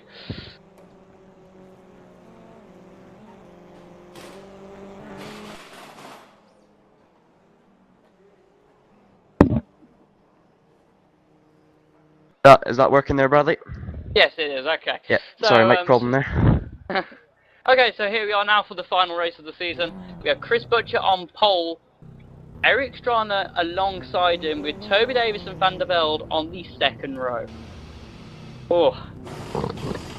And we're all getting ready for this, of course, the final race of what has been an epic season. There's no other ways of describing it. And definitely one that will go down in history of TPS as one of the best and most exciting seasons ever. Okay, the championship battle, maybe it didn't go down right to the final race in the final wire, but the actual racing on track has been extraordinary. So Bradley, take us through our final grid of the season. Okay, so we have Chris Butcher on pole, just like he was last season, at Mid-Ohio, with Eric Strana in second position for Ice Cold Racing Swedes. Toby Davis for THR Orange in third. Van der Velde, an absolutely superb performance there in fourth, and another superb performance there from David Jones in his special Manga-inspired livery. Robert Wiesemuller at sixth after winning the championship about 15 minutes ago. Eric Tveit is in seventh. He was last race's pole sitter. Ryan Walker, a great performance there from Aerofree Motorsport in eighth. Matazeski, THR Orange, ninth. Louis Fernandez in 10th. He hasn't really shown the pace since Norrisring, really. Jimmy Hughes 11th. Shepard 12th for Smile Power Racing. Bergman 13th in that BMW livery. Kevin Brent 14th. Xavier de Carvalho 15th. Mike Bell 16th. Jonathan Aukerklint is in 17th with Ethan Bass 18th. Scott Sovic 19th. Ray Lilly is in 20th position in this absolutely superb iPhone inspired car. And this is one of the liveries which you can actually find in that TPS livery competition, which all of you really should take part in if you haven't already. Reiko Arnold is in 21st, James Johnson is in 22nd, Ollie Marias Mervold is in 23rd, with Matt Richards 24th, Vinicius Ferreira 25th, Ben Richards is 26th, and I believe I've just broken the VMC world record for the quickest grid rundown of Season 2. Yeah, better safe than sorry, it has to be said. But no, speaking of the livery competition, to find out more information about that and to really look at the entries, head over to TouringProSeries.com and look at the most recent Touring Pro Series magazine issue, which should be found on the main section of the website. Danny Asbury doing a great job there with his TPS magazine, issue 24, I believe. So yeah, definitely take a look at those. Yeah, and actually the back of the grid driver here, Ben Richards, actually does the artwork for the magazine. He's also done quite a lot of media recently for the Clios, the V8s. I think it's just the Clios and the Minis he's done media for. Similar to Jesper Tolborg's photos. That's JT4A sim shots and Ben Richards' design. So we just have all the cars lined up. Mervold very sideways at the back, but the lights are away. When will the green lights go? Now, and none of them have done a false start, it seems, but Butcher's done an absolute cracker. Strana's might even lose second to Toby Davis, as Davis is on the outside, and Van der Velde has been mugged. Van der Velde is down to 5th, and he might even lose even more, but we have Toby Davis around the outside of Strana, a super move there, as he's going into second place with 1-2 for THR, and that is exactly what Davis needs for THR Orange. Van der Velde's down to 15th position, an absolute nightmare, and I did curse his start, so I apologise once again on behalf of, me and Bradley. Oh, but someone spun off Lou Fernandez. Yeah, Fernandez in the wall. I'm gonna... what happened to Van der Velde? Has he just gone somewhere? He got turned sideways. Or he hit the... Yeah, he had contact with the Tveit. And, well, that's a disappointing start to his race. But we better get up the field. What's happening? We have top two getting away. We have Judd defending very well there from Tveit. Matazetti 7th, Ryan Walker keeping in 8th position. Hughes 9th, Shepard 10th. And look at this carnage we have behind. That's how he ducked sideways. That's into Van der Velde, that was. And we have Brent around the outside now of Van der Velde. And we got Sovic and Aukerklint there off, but they both avoid the barriers. Brent's looking to the inside now on Mike Bell. Can he make it stick? Yes, he can. Bit of contact. Not the best, and he almost flips his car. But it's been a good start for Mike Bell, getting 4 positions. Lars Bergman has had a good start as well, into 11th. What other good starts have we have? Not much, actually. There's been the odd position gain up front. Wiesemuller is now trying to get past Strana, who has been held up now from Davis. So I think Butcher's got this win in the bag, unless he makes some sort of mistake, as he now has a 7/10 gap on the rest of the field. Yeah, very long way to go, of course. Toby Davis was unbelievably quick in the first race and held on along, behind Chris Butcher throughout the whole race. So it's definitely not won yet, but Chris Butcher's made the best possible start. Oh, but yeah, Louis Fernandez. Johnson and Mervold making contact there, just the exit turn 1, and that's Van der Velde looking for a move. So he's now dropped down 13 positions, and that's a little bit of a bump. And James Johnson goes through. What else? Oh, and that's Mervold almost slipping. Xavier Carvalho now down to 16th, Mervold down to 18th, Aukerklint 19th, 20th for Scott Sobick. Back up front, is there any progress for anyone? Well, Toby Davis is taking the lead. Yes, he has. Now I believe that's just on the slipstream. Yeah, or down the inside into China Beach it looks like. He's got in the slipstream and we've got a bit of lag in the replay, but he has taken the lead and now Chris Butcher's trying to fight back. There's a bit of contact between the two of them, but Toby Davis holds it from his THR, well you could say teammate. They're under the same team, but not actually teammates in terms of team standing points for this season, with one being THR Orange and one being THR Red. So yeah, those two are trying to break away. 7th position. David John was fighting for 5th with Spice, but he's now lost 2 positions. Butcher goes down the inside of Davis. That's not going to work with with such little overlap. Yeah, but what I was saying before with Luis Fernandez going off in turn 1, he has actually literally ended the season with a bang, which is interesting for him, and I'm sure there will be a few other drivers that do have similar issues, but he's actually still running and he's only 11 seconds off the lead, so maybe it hasn't ended quite yet for him. Jonathan Orkocliffe, who was running about 20th position, just around the points, is now down to 26th and quite far off Reiko Arnold, who's also had quite a bad start to the race. That's disappointing for both of those. Now going into turn 2. It's really hard to keep track of the whole field when we have such close battling up the front, and that's very close there, a bit too close there from Wiesmuller. He tagged the rear left there, sorry, rear right of White's car. Yep, sorry, and it's Ryan. Yep, and it's Ryan Walker actually at the moment in 8th that's holding on to the prize for the best non-THR ice cold car, because you've got THR, ice cold THR, ice cold THR, THR, and then we've got Ryan Walker for Aerostream. So I'm sure that's a moment they'll savour. That's just changed because Wiesmuller is now off the track and Spice. Oh, bit of contact rally in the end. Wiesmuller somehow managed to keep that, but I think that was most deserved. David Jones got back up to 7th. Ryan Walker's defending for his life against Shepherd. Orkocliffe's in the pits. Hughes 10th. Bergman 11th. Mike Bell's 12th. Brent is 13th. It seemed to have calmed down here, but we still have Sovic and who is that? Is that Ferreira? Yeah, I believe so. Yep. Ferreira, followed by Ray Lilly. And then Luis Fernandez has actually managed to get onto the back of these guys. Matt Richards is behind Vinicius Ferreira in 22nd. Luis Fernandez 23rd. Ben Richards is dropped time in 24th. They obviously had a problem there. Reiko Arnold and Orkocliffe were both in the pit, so I don't know if they had an instance of error. I believe they were very close on track, so it may be possible. But just taking the fastest lap of the race. But currently, he's in second. Oh, he's taking. Oh, that was the pit lane is on the inside, not the track. Chris, even though he lost a lot of time from that, he didn't really gain much of an advantage. If anything, he's more likely to lose a position now instead of gaining one. Yeah, that's why that big curb's there, and it's to stop drivers using it to their advantage, taking out on tighter line into turn 1. So, yeah, Butcher doing a good job. He did just set the fastest lap again, which he is of course familiar with after his his series of fastest laps in race 1. And yeah, so it's a great race out front. We've got the THR guys and of course the ice cold driver of Eric Strand pulling away at the front. So it's the same 3 drivers as we had in race 1, which is, you could say, surprising. But I was actually expecting Wiesemuller with the pressure lifted off, and maybe even Eric de Veit up there as Junt runs wide. Got down behind both of his THR teammates, Matuszewski and Wiesemuller. Ryan Walker still in 8th position ahead of Shepherd. Oh, actually no, Junt's actually going to go back into 6th somehow. So Junt hasn't actually lost anything at all. He's gained. No, he was actually because he was ahead of Matuszewski going into the corner. So it looks like Chris Shepherd and Ryan Walker are having the battle for the honour of non-THR ice cold winner. Bergman's going to be taking 10th position here. He goes around the outside. Yes, he. No, he doesn't. Can't. Last moment. Sorry, that's Mike Bell just running off the track slightly. Davis, is he still away? Yes, he is, especially with pace like that. 38.4. That is a super lap there from Davis, and that is without a slipstream. Let's just focus on this battle here for a top 10 finish. Bergman going on the inside. Bergman making contact. Big contact.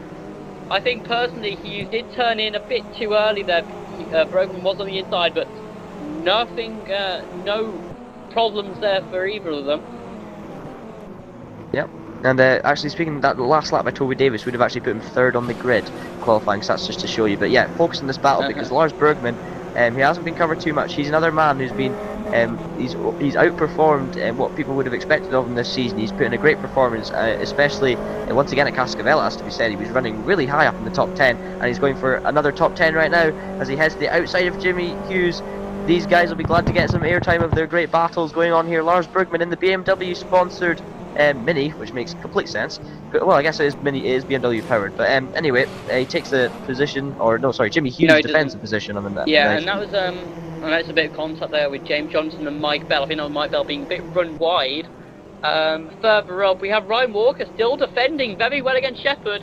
And, oh, that is superb there from the Scotsman. Super racing there from Walker. Matazeski is still behind Junt. Tveit is behind Wiesmuller. And then we still have this three-car train. Davis leading from Butcher and then Strana. Oh, and Stran's getting really close to the back of Butcher. Almost contact. Butcher's actually pushing Davis along there. That's really backed them up.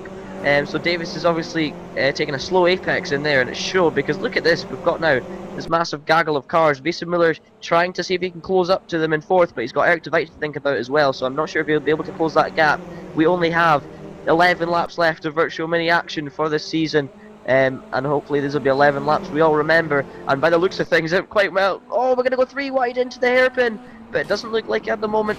It looked like we were going to go 3 wide there. Strand does the sensible thing and backs out, and he doesn't lose anything from that. He keeps the speed up, and he's going to have another go. But Toby Davis is really looking racy here. He wants this race win more than anything. And he also, of course, the 7-point gap between him and Strand, unless there's a problem for Strand, he looks like he's going to be safe. If he finishes third and Davis wins, there's going to be 2 points between them in the end, with Strand winning. So if Strand can just finish in the top 3 here, he will confirm that third position in the championship. Of course, I say confirm, it's all provisional, but look at the action we've got going out on track. Butcher ahead of Strand and Toby Davis. These guys have been going at it now for both races. It has to be said, this has been the 3 guys that have really shone and been the fastest over a race distance, and they're proving why again. And this is just incredible action we've got here. They're pushing each other along almost. It's fantastic to watch. This is super racing. This is exactly why people enjoy the Mini so much. It's constant action, constant racing. It's absolutely so close. And Lars Bergman has now got ahead of Jimmy. No, he hasn't. No, he hasn't. he was ahead for a smidge of time. And we also had James Johnson, Kevin Brent lurking in the background. Bit of contact there, I think. As we saw Bergman just a bit sideways again as he runs over the curve. But Hughes keeps on to 10 for now. And Ryan Walker and Shepherd. Ryan Walker has finally lost the position to Shepherd. I'm going to watch on replay as I think there was a bit too much contact. So Ryan Walker's on the outside, Shepherd goes to the inside. And... the curve set him out wide, I think. I think Shepherd made contact, but it wasn't intentional. But the way it ended out was Shepherd ahead of Ryan Walker, and for that 8th position. But yeah, Ryan Walker's doing a great job in that Airstream car. Chris Butcher's taken the lead now with 10 laps to go. Will he keep that lead, or will Davis and Strana come back at him? Yep, it's come to be expected that these positions will change up front, the first and second especially. We've come to expect that every time we check there'll be a new leader. That's just the way this racing is going. It's fantastic. It's the same spot, this spot here, almost every lap that we're seeing overtaking. And we're seeing it again as Toby Davis dives to the inside of Butcher. It's not going to work this time, but will he have a look through the S's? Strand also looking dangerous, but it looks like Butcher's going to hold on for this moment at least. He's gonna be in a tight line though, and that's going to cost him. There's contact, and that's backed up Davis into Strana once again. And the 3 of them head through this bit. It's definitely single file unless someone makes a mistake and runs wide through this right-hander, which Chris Butcher's almost done. Davis getting sideways up on the inside, looking for any kind of gap or any kind of mistake, and that's allowed Strand now to really get a good run on Davis, but there's nowhere to go, unfortunately, into this section of track. And they're going to have to wait until they get down to China Beach again, but things really kicking off at the front, and great, clean, exciting battling. Yeah, so this is a very close action, and I don't believe Butch will ever get away now. I don't think any of these drivers will get away as they take the lead. Further back, Tveit, Wiesmuller fighting for 4th, and Ali Junt. What a performance from Junt.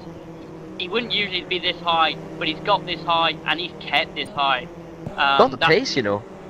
Yes, he has, and well, this is his first ever front-wheel drive league. I believe might have even been his first ever front-wheel drive races. Lars Bergman is now leading this group. He's ahead of Hughes, Johnson, and what's happened to Brent? Brent's now down at 14, so he's lost a position to Mike Bell. Ethan Bass 15th, De Carvalho is 16th. I'm just going to check up front though.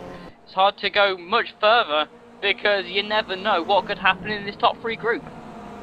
Exactly, and Butcher is the man who's leading at the moment. Toby Davis once again pressing, but not making a move through China Beach. and Strachan just holding station in third. It's almost like Strachan and Toby have swapped positions, because in the first race we saw Butcher, Strachan were the first two, and Davis was the man hanging about in third position, waiting for a mistake. And it looks like Strachan is the man who's doing that in this race instead of Davis. David Junt, as we said, in 5th position, but not only 5th position, he's actually he was 6th. Actually, they both got ahead of Eric Tveit. So Riesemuller and Junt have both passed Eric Tveit. Sorry we missed that, but Junt's been driving incredibly well. He's holding on to the back of the championship leader, Robert Riesemuller. If he'd done that all season, he'd be looking for great results in the championship especially. But this round, David Junt really has come alive, and the fact that he's pulling away from the guys behind and really holding on to the back of the championship winner. It's great to see. Yes, it is. I mean, Davis at the start of this league just wasn't too good with the minis, but he said I think it was 2 rounds ago, that he finally understood how to drive the cars, and it looks like David Junt has also finally learned how to drive the cars. He's up to 4th. Crazy, it's a great result for David Junt so far. I'm not going to curse him by saying result, because they'll end up probably binning it thanks to me, but I'll keep my mouth shut from now on. Eric Tveit has gone down to 6th now. And Junt's run wide, has he? And what's happened here? Because Lars Bergman's in 9th, sorry. Someone's lost out heavily. Someone's gone off. Is it Van der Velde? It's Chris Shepherd! It's Shepherd's DNF. Oh man. That's a shame, he's had a great season. Sorry, Ben Richards, top 3 battle. If this calms down, then I'll try and see what happens to these 2 drivers. Not going to calm down, because Davis is taking the lead from Chris Butcher. Side by side, they're leaning on each other. Oh, yeah, Davis keeps it there. He has to go around the outside due to Butcher being very committed to that inside line. But it's gone absolutely fine there for the 2 of them. Oh, big contact! No! Davis is off! He's hit the wall! That's going to give him damage. And that's a real shame that ended in that way. And Davis, he's got damage, I think. That was the best commentator's curse I've done in a long while. Everything was fine, and then all of a sudden, Davis smashes into the wall. I'm glad you didn't go and cut to find out why these guys are DNF now, because we would have missed that. So yeah, real shame for Toby Davis. That's his his battle for 3rd in the championship gone. He's got no trouble from behind for 4th, but he's lost that chance of beating Strachan to 3rd in the championship. I'm sure Strachan will be loving this. Strachan has actually now taken the lead after a move on the into the final sector. Was that car out? Was that Davis? Davis is out. Yeah. So he's also ended his season with a bang. Yeah, that's not the bang he would have wanted though. Ray Lilly is now in 20th, and Chris Butcher is now in 1st. So fortunes for both of them. Oh, but Strachan is wanting to argue that cause. These guys have been so close, but now Strahan's up to 2nd. He knows he can fight, and that's exactly why he was hanging about there in 3rd position. That's exactly the thing he was waiting for, and suddenly, bang, he's fighting for the lead. And I've used the word bang way too much in this broadcast. But anyway, Strachan is looking down the inside of Chris Butcher, but Butcher breaks just that little bit later, and they're going to go side by side, but Butcher's going to have the inside line for the S's, and so far from what we've seen, the inside line is the strongest to be on through the S's. And Butcher holds station. David Junt is in 3rd position. Nothing more can be said. That is extraordinary from him. And if he could hold it there, that's got to be one of the most popular podiums we will see this season. Yes, it will. I think it'll be the most popular. For a driver who was really struggling with front-wheel drive when he started, and now all of a sudden he's fighting in 3rd position. I think Riesemuller in 5th position, he will be doing all he can to try and help Junt get that 3rd position. They will just be willing him on constantly. I think that's the team spirit. That's another thing about TouringProSeries. You've got massive team spirit within each team. So you've got great rivalry, but also great team spirit. And I think I wouldn't be surprised if THR were hoping that but look Robert Riesemuller's run wide and he's lost position to Matazowski. But I wouldn't be surprised if THR were willing on David Junt to get a podium. It would definitely be a popular one. Another couple of drivers who are having a good race. Ryan Walker and Lars Brugman, both in 7th and 8th. They're having respectively. Great results. Great and result. Just regarding Junt, he hasn't had a podium since. My God, he hasn't had a podium in a Division 1 race since 2011. The final race of 2011 in the V8. But he did have I believe that was a co-driver event.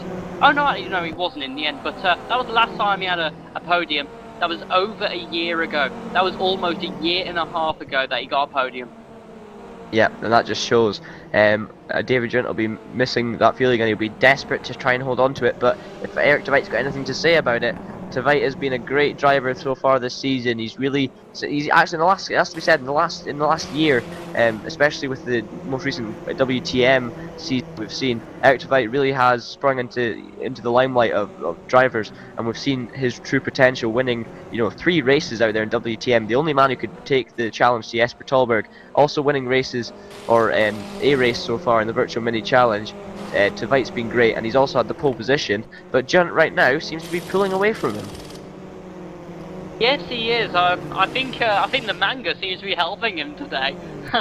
He'll be wishing he had that livery for the entire season now. But anyway, we need to focus on this battle for the lead, because it's still raging between the 2nd and 3rd place men in the championship, Eric Strand and Chris Butcher. Seem to have a few problems here with John. He's suddenly just gone, microphone wise. Is he back? I'd yeah, tell me. Okay. Anyway, we digress, and this battle continues for the lead. So Butcher now trying to get a good run out. He's very close to Strand. Ali, that may be a bit too close. Being a bit too close means that he could have actually lost a bit of momentum on the exit of the corner. Oh. Yeah, I think it would back him up a little bit heading in, and Butcher is, he's really close to Strand, but of course you need to be close if you want to put the pressure on the driver, and if you want to force him into a mistake, first you need to be close, and also you need to be close if you want to be in chance with taking advantage of a slipstream, which Butcher just did, but it wasn't quite enough to make the move. And it's the same corner every time we're seeing all this action, and it's the entry to China Beach. And we've seen a lot of cars fly into that China Beach gravel trap. I know I've done that. Eric Strand, great driving around the outside to hold the position. But yeah, that China Beach gravel trap is definitely a killer. We haven't seen it so far in this round. We haven't seen too many drivers end up in it. But I mean, I know from experience in WTM, I think my debut was at Mid-Ohio, and I was in that gravel trap goodness knows how many times in the race. And it's very easy to do. So these guys, it's tribute to them that they're not ending up in that gravel trap, and they're keeping it clean, and fantastic battling and overtaking we're seeing through that complex. Yeah, I just launched this battle here for 19th position between Matt Richards and Ray Lilly. Ray Lilly hasn't got much broadcast time this season, but he clearly deserves it with such an absolutely superb livery. The iFi spot, we've also got Scott Sovic and Louis Fernandez. Fernandez moving up into 17th after an incident on the opening lap. Ferreira 16th, that's good for him. Van der Velde 15th after disappointing lap 1. De Carvalho 14th, Fast 13th, Mike Bell 12th. But Brent is on the end of this one train, which involves Johnson, Hughes, and then Bergman's on his own, catching up Walker. Wiesmann at Matuszewski, Tveit. Junt is actually catching up on the battle for the lead. Yeah, could see him win this race. Chris Butcher's now looking for an overtaking manoeuvre into the China Beach hairpin, as he is 2 tenths behind Strana currently just onto this straight. I have a question. I don't know if you know this, Bradley, but is 3rd position the best result Junt's ever had? Was his podium for 3rd? It would be a joint best results. His podium in 2011, Bathurst, was 3rd. Yeah. And actually, that's his only ever Division 1 podium. He has got a Division 2 podium, but obviously that's a bit pointless, to be fair. Is that Johnson moving up? Yes, it is. We have a 3-car battle here. Brent, who's done very well in the minis today, along with Hughes, who dropped back a bit in this race since being fighting Bergman. And Johnson now into 9th. So many drivers have really sprung a surprise in this event. Walker, Bergman, Junt, Johnson, and Matuszewski's done very well as well. You haven't talked about him much. He had very good pace at Curitiba and Campo Grande, but then in the middle of the season he just couldn't have the same sort of pace. But here he is now fighting in the top 5. A brilliant result there for Tomasz. Yeah, it's a bit disappointing for Matuszewski. I mean, we saw in the first couple of rounds unfortunately we were unable to broadcast the first round, but when we brought you the second, Matuszewski was right up there in that literally the lead train battle for the entire race, and we were really expecting him to continue that throughout the season, and his form just seems to have dipped a little bit. It looked like Campo Grande really was a swan song, and that was the track that he seemed to get on best at, and since then he's just not been. He's not the same really big chance of taking a race win or a podium, but he's still been consistently up there.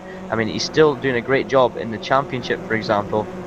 He is up in 8th position, so behind Eric Tveit. So that's still a good job, but he's just not had that, that raw pace that's able to win these races. So yeah, now Butcher will even go to the inside. Yes, he will. He's made a very light dive, but it's a fair move. Nice move. Strana cuts back, and I don't think he's going to have the momentum. Yeah, Butcher just kept the position there going into the left-hander, which is absolutely crucial as they now go into these sets of S's, where it is almost impossible to overtake him. Yep, and all this will be helping Junt, but I think Junt's actually been dragged into the battle behind him. He'll be just pleading with Eric Tveit to leave him alone and let him get his podium. But Tveit, of course, being in a different team, will be definitely going out all for his own glory, and it'll be great to see if David Junt and Eric Tveit would end up having a great battle for third. But these guys, of course, only 1.4 seconds off the lead, so you never know. This two-car train is not confirmed that it's going to be, you know, just these two guys in with a chance of a win here. Any mistake, or if they keep on swapping positions, suddenly we've got David Junt, Eric Tveit, Thomas Matazowski, and Robert Wiesenmuller. All 6 of these drivers could be in with a chance, but it's only that will only happen if Butcher and Strand slow each other up enough. And it is possible in these final 3 laps they'll be fighting harder than ever, those two, and that really could be good news for Junt, Tveit, and co. So Strana. Yes, look at this, because Butcher's having to defend into that corner, he is losing a lot of time. Even though I think Junt's now having to defend from Tveit, so Junt, he might end up losing this podium as Tveit is coming back at him. Yes, he is, and this is Tveit looking to reclaim 3rd position. Yep, goes to the outside. Will he dive suddenly to the inside? I think he's going to hold the outside line. Yeah, I think Junt will actually keep this position then, as it's going to be quite hard for Tveit to make the move. And he doesn't. He gets the cut back, but it's just not going to be enough. And we have Eric Tveit and that's Eric Strana, sorry, and Chris Butcher very close as well, going into the middle sector. Strana cut back, and he's got a very good run, but Butcher's there defending. Strana is now on the inside, and this is going to slow both of them up tremendously, helping. Yeah, this is not the place, the section of track you want to be slowing down. They're going to go side by side through there, and look how close Junt and Tveit are going to be now. Junt's going to have the momentum off that straight, and we're going to suddenly see a 4-car battle for the lead. They're still side by side, they're still costing each other time, and now that's even more time lost for both of them, and Junt's going to be less than a second behind them. Who knows what could happen? Maybe in the end, neither of these two will end up with a podium, and then it'll be Junt, Tveit, and Matazowski. Yep, my money's on Ryan Walker for this win in 7th, but in all seriousness, exactly what we were talking about a couple of laps ago has happened. It's the 4 cars, okay, maybe Robert Wiesenmuller and Matazowski are a bit too far behind, but Junt now suddenly finds himself in a slipstream in that 3rd position, and we saw last time, the last man who was in 3rd position before Davis crashed was Strand, and look at him now, he's battling right there for the win, so anything could happen in this race. And anything could. So Strand going around the outside, They're going to run wide. Junt's going to get a really good run out of this corner. Strana and Butcher make contact on the exit. Now what will Junt and Tveit do? This could end up being 3 or 4 wide. Junt has got to stay to the inside to defend from Tveit, and I think Butcher's got to stay to the inside to defend from from Strana, and that's what both of them are doing. Strana's now going to the inside though, he switched back. Junt stays on the inside, Butcher keeps first, and Junt's run wide, but he's going to keep that podium, I think. Yes, he is. There's major contact, but he has kept the position. Yep, great defensive driving by Junt, but it's not finished yet because Tveit's down the inside, more contact, and these guys don't need to be costing each other time because they're just going to lose time to the guys in front of them. And if they want any chance of winning this race, Tveit's going to have to back off and let Junt close the gap Butcher's run and wide. then follow him through. Butcher ran very deep there, and that's given Strana a very good run now into the final sector. It's going to be hard to make a move of it unless the final heavy braking zone. He's not going to be close enough, is he? No, Butcher stays to the inside. And Butcher does maintain the position, so we're going to head on to the final lap now, and anything can still happen. The front two have the very smallest of gaps from Junt. We'll find out when he crosses the line. It's half a second between 2nd and 3rd, so let's just see where this one goes. Strand's going to be all out attacking for this win. He's won 1 race, as we've mentioned, and he'll be looking for a 2nd. Butcher looking for a 2nd double win of the season, and I think it'll be his 5th victory of the season if I'm not mistaken. And Junt's just looking for his best TPS result. The best he's had is 3rd at Bathurst, as we've been saying, co-driving with Ryan Walker. It was Ryan Walker he was co-driving with, who is also having a great race here today. So these guys obviously doing well, and we're going to head down now into China Beach for the final time. This is the last big overtaking opportunity we're going to have, and it does look like the front two are going to be the men fighting out for the lead. Junt tries desperately to hold on to his 3rd position, as Strand tries desperately to go on the outside of Chris Butcher. They're under braking, they're side by side. This is the time where Junt's gone off! But meanwhile, Strand takes the lead. They're going to go side by side. He doesn't take the lead. It's Butcher, it's Strand. Yunt rejoins. And he still holds on to third. Maybe there was contact with the bike, because if there wasn't, I'm sure he would have to give that position back. I think he rejoined the track very dangerously there after going in the gravel trap. Oh no! Third though, and the final, in the final lap, Jun's going to lose his podium position. Is Butcher going to lose his win? Let's see. I don't think he will, unless trying to make some daredevil moving now in the final two corners. Yep, and I don't think it's going to happen. So if Butcher can just maintain a tight line in here, slow down nicely for the apex, and take it nice and smoothly, which I expect from Chris Butcher, and he does deliver that. Comes around the final section of the lap, and the runner-up in the championship, the double winner here today at Mid-Ohio for the second season in a row. Chris Butcher takes the win at Mid-Ohio. Eric Strand second. Eric Tveit takes third, just snatching the podium away from David Junt at the last moment. Thomas Matizowski finishes fifth. There's contact over the line. Robert Wiesenmuller, our champion, finishes sixth. Lars Bergman overtook Ryan Walker near the end there for 7th position. Superb performances there from both of those drivers. James Johnson, a very good performance as well in 9th.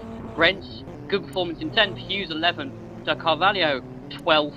Ethan Bass 13th, a good way to finish the season. Van der Velde 14th after a disappointing opening turn. Mike Bell 15th. Ferreira, his teammate, in 16th. Fernandez 17th. Stovic is in 18th. Lilly 19th. Matt Richards rounds out the points finishing in 20th, and I believe, yeah, you got Merville 21st. Has he run out of fuel? Yeah, Merville 21st, Orgafib 22nd, and Reiko Arnold finishes in 23rd position. Yep, our retirements, Toby Davis in 24th. I believe it was Ben Richards, and I'm trying to think of it. I think Chris Shepard also retired in that one. So that race really does sum up everything what this season's been all about. We had great battles going on for the lead. We had great battles going on for third. We had big trains of cars at the end.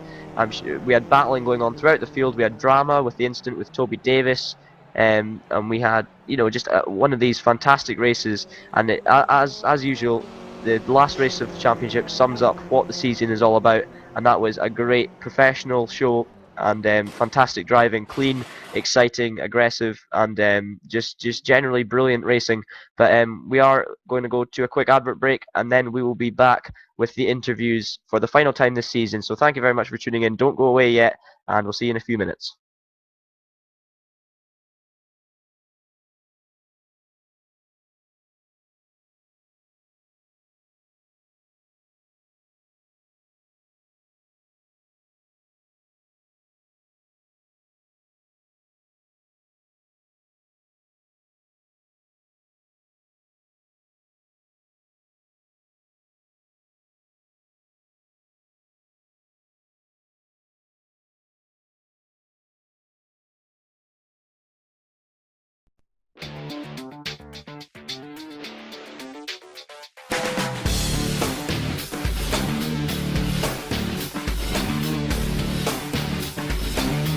Inside SimRacing.tv, the fastest show on the internet. Sim racing news and reviews since 2007, with new shows every week.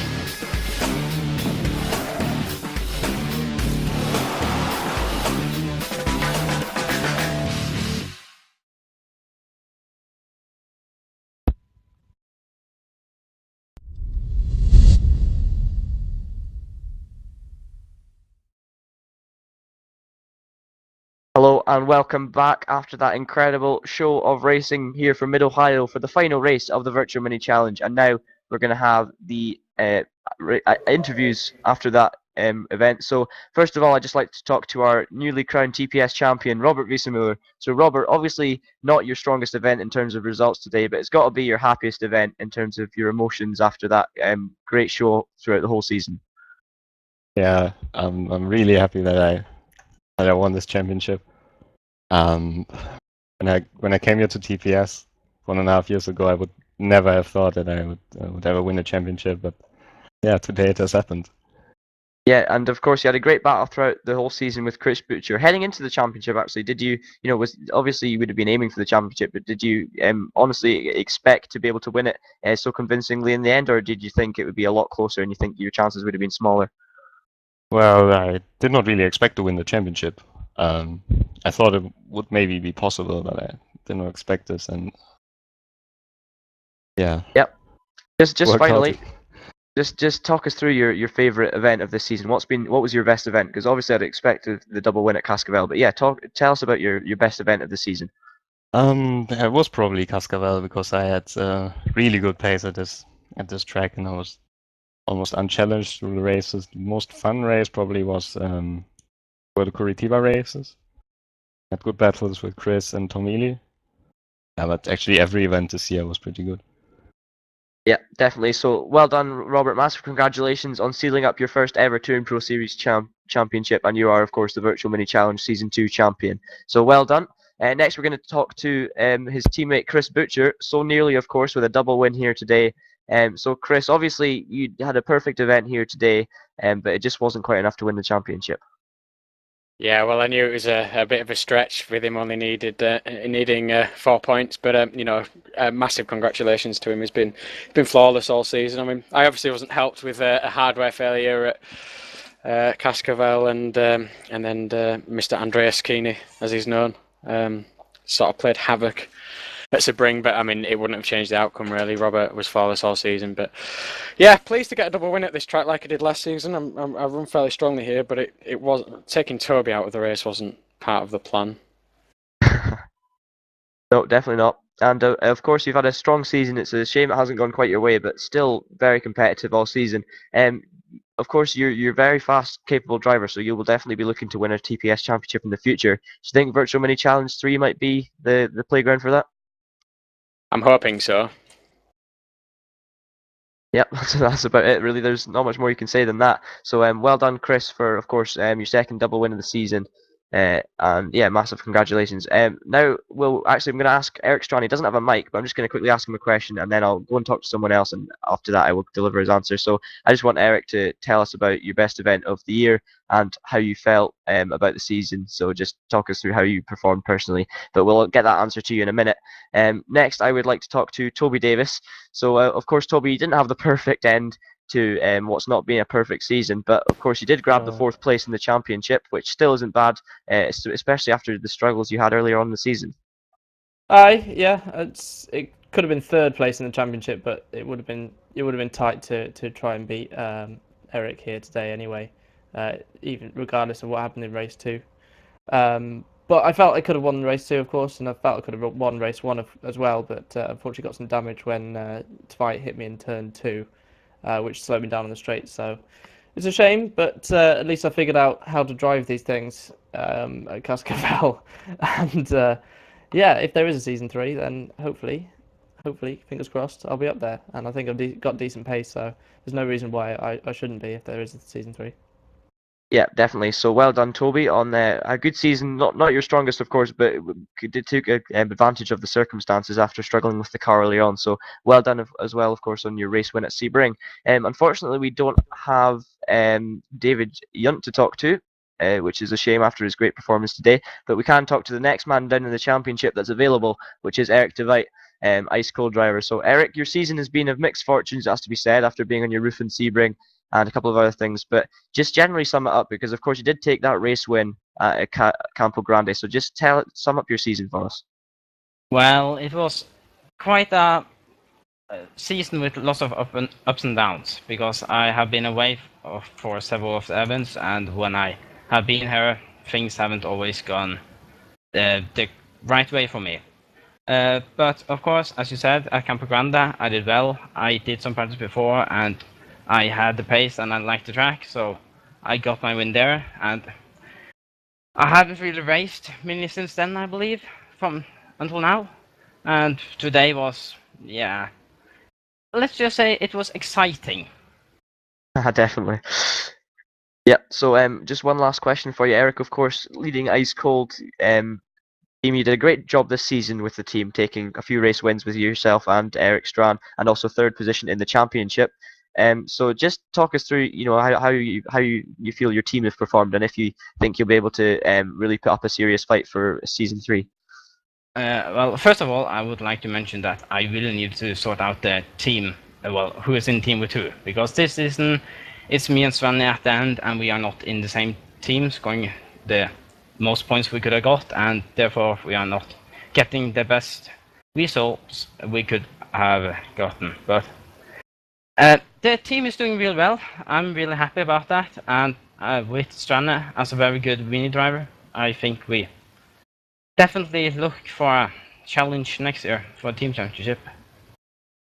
Yeah, so very well done to yourself, Eric. We have actually had a reply from Eric Shine, which I'll just read to you guys just now, because unfortunately he does not have a mic. He was happy with the event, but in all honesty, he's not. Shame that you don't get respect back that you tried to give away. Had the same game plan, which led to the guys ahead of me battle among themselves, take advantage, but advantage was taken of me. Happy with the season, shame about my internet failing, but that's life. So that is Eric Strand's reply. So he seems happy with the season, but a bit disappointed about today. But so thank you for that, Eric. Now, quickly like to talk to Lars Bergman after a great result in race 2. So, Lars, of course, you've shown great pace throughout the season. It's not been the most consistent, but when you have shown the pace, you've really been up there, and you proved that today in race 2. Yeah, it was a good season for me. I had to miss 2 rounds due to some real-life karting commitments, so that hurt my championship a little bit, but the pace was there for me, so pretty happy with the results I got in the end. Yeah, and do you think you'll be able to carry this momentum into the next TPS events you do, and maybe even next season? Do you think you'll be able to challenge for even a top 10 position in the championship? That really depends if I can make all the rounds. I mean, my pace was quite good. I maybe could have gotten a top 15 if I had made all the rounds, but yeah, it really depends on that. Yeah, so well done to yourself, Optimus Racing driver Lars Bergman, after a great result today. Unfortunately, we don't have too much more time, but we'll just talk to 1 or 2 more drivers. Ryan Walker, I would definitely like to talk to. Of course, Ryan, you signed for Airstream midway through the season, and you seem to have gotten the results together. Maybe struggled a bit in race 1, but definitely nailed it in race 2 with a top 10 performance. So just talk us through your event. Leading up to the event, I really never got much time to test for it, so I just took one of my setups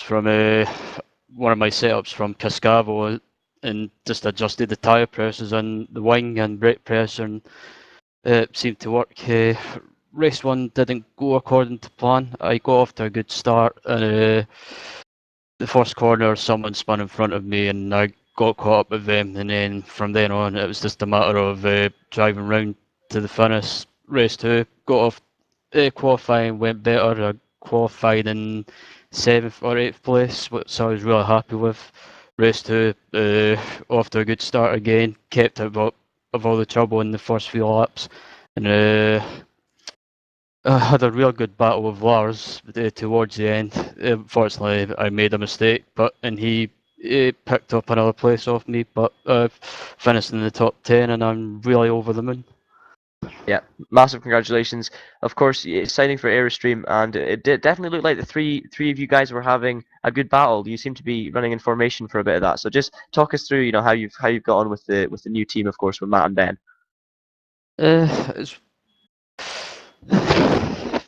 It's been really good since I've signed with Airstream and been driving with Matt and Ben. It's been really good to drive with them. It's a laid-back team, and it's just been good fun. And I hope to drive with them in other series in the future. Yeah, definitely. So thank you very much for that, Ryan. And just finally, I'd like to talk to a man we haven't talked to this season, but has impressed us with his consistency and, of course, his livery, Ray Lilly. So, Ray, obviously, you've had a reasonably quiet season, but you've definitely been picking up the results, and you've been consistently finishing. So just talk us through how your season went from your point of view. I've got a Kit Kat in my mouth. Talk to someone else. Well, actually, while we wait for you to digest your Kit Kat, I can actually I'm joking. read it. Oh, I'm okay, joking. then. I'm joking with you. Game's stuck on Langabout. Just talk us through your event then.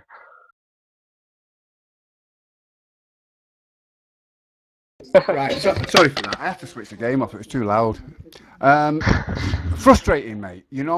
I've done 950 laps just to get down to a 38.9. I can't achieve it in race. I'm back in 20th place, and it was a tough fight to get 20th, and then whatever it was for race 2, really tough fight. So, but for the season, do I feel good enough? I mean, I think I've been racing now 18 months. Somebody says give it 3 years. well, I tell you, it's frustrating, but, you know, when you're only making fractions at a time. But carry on, see what happens in next seasons of other events. Yeah, But definitely. otherwise, lads, it's been great. TPS has been great. The whole thing's so well done and professionally run, and we've got some good talent here, just not on the track, but in the boxes and in the forums, and it's a pleasure to be around, lads. Yeah, that was definitely well said. By really summing up what TPS is all about, it's great. You know, great bunch of people. We've got you know, people putting so much effort in the forums and to get this broadcast sorted, and of course out on track as well. The driving is incredibly high standard. So well summed up from yourself. And of course, you've had a strong season. And of course, the pace, more pace will come with experience. So well done, Ray, and thank you for speaking to us.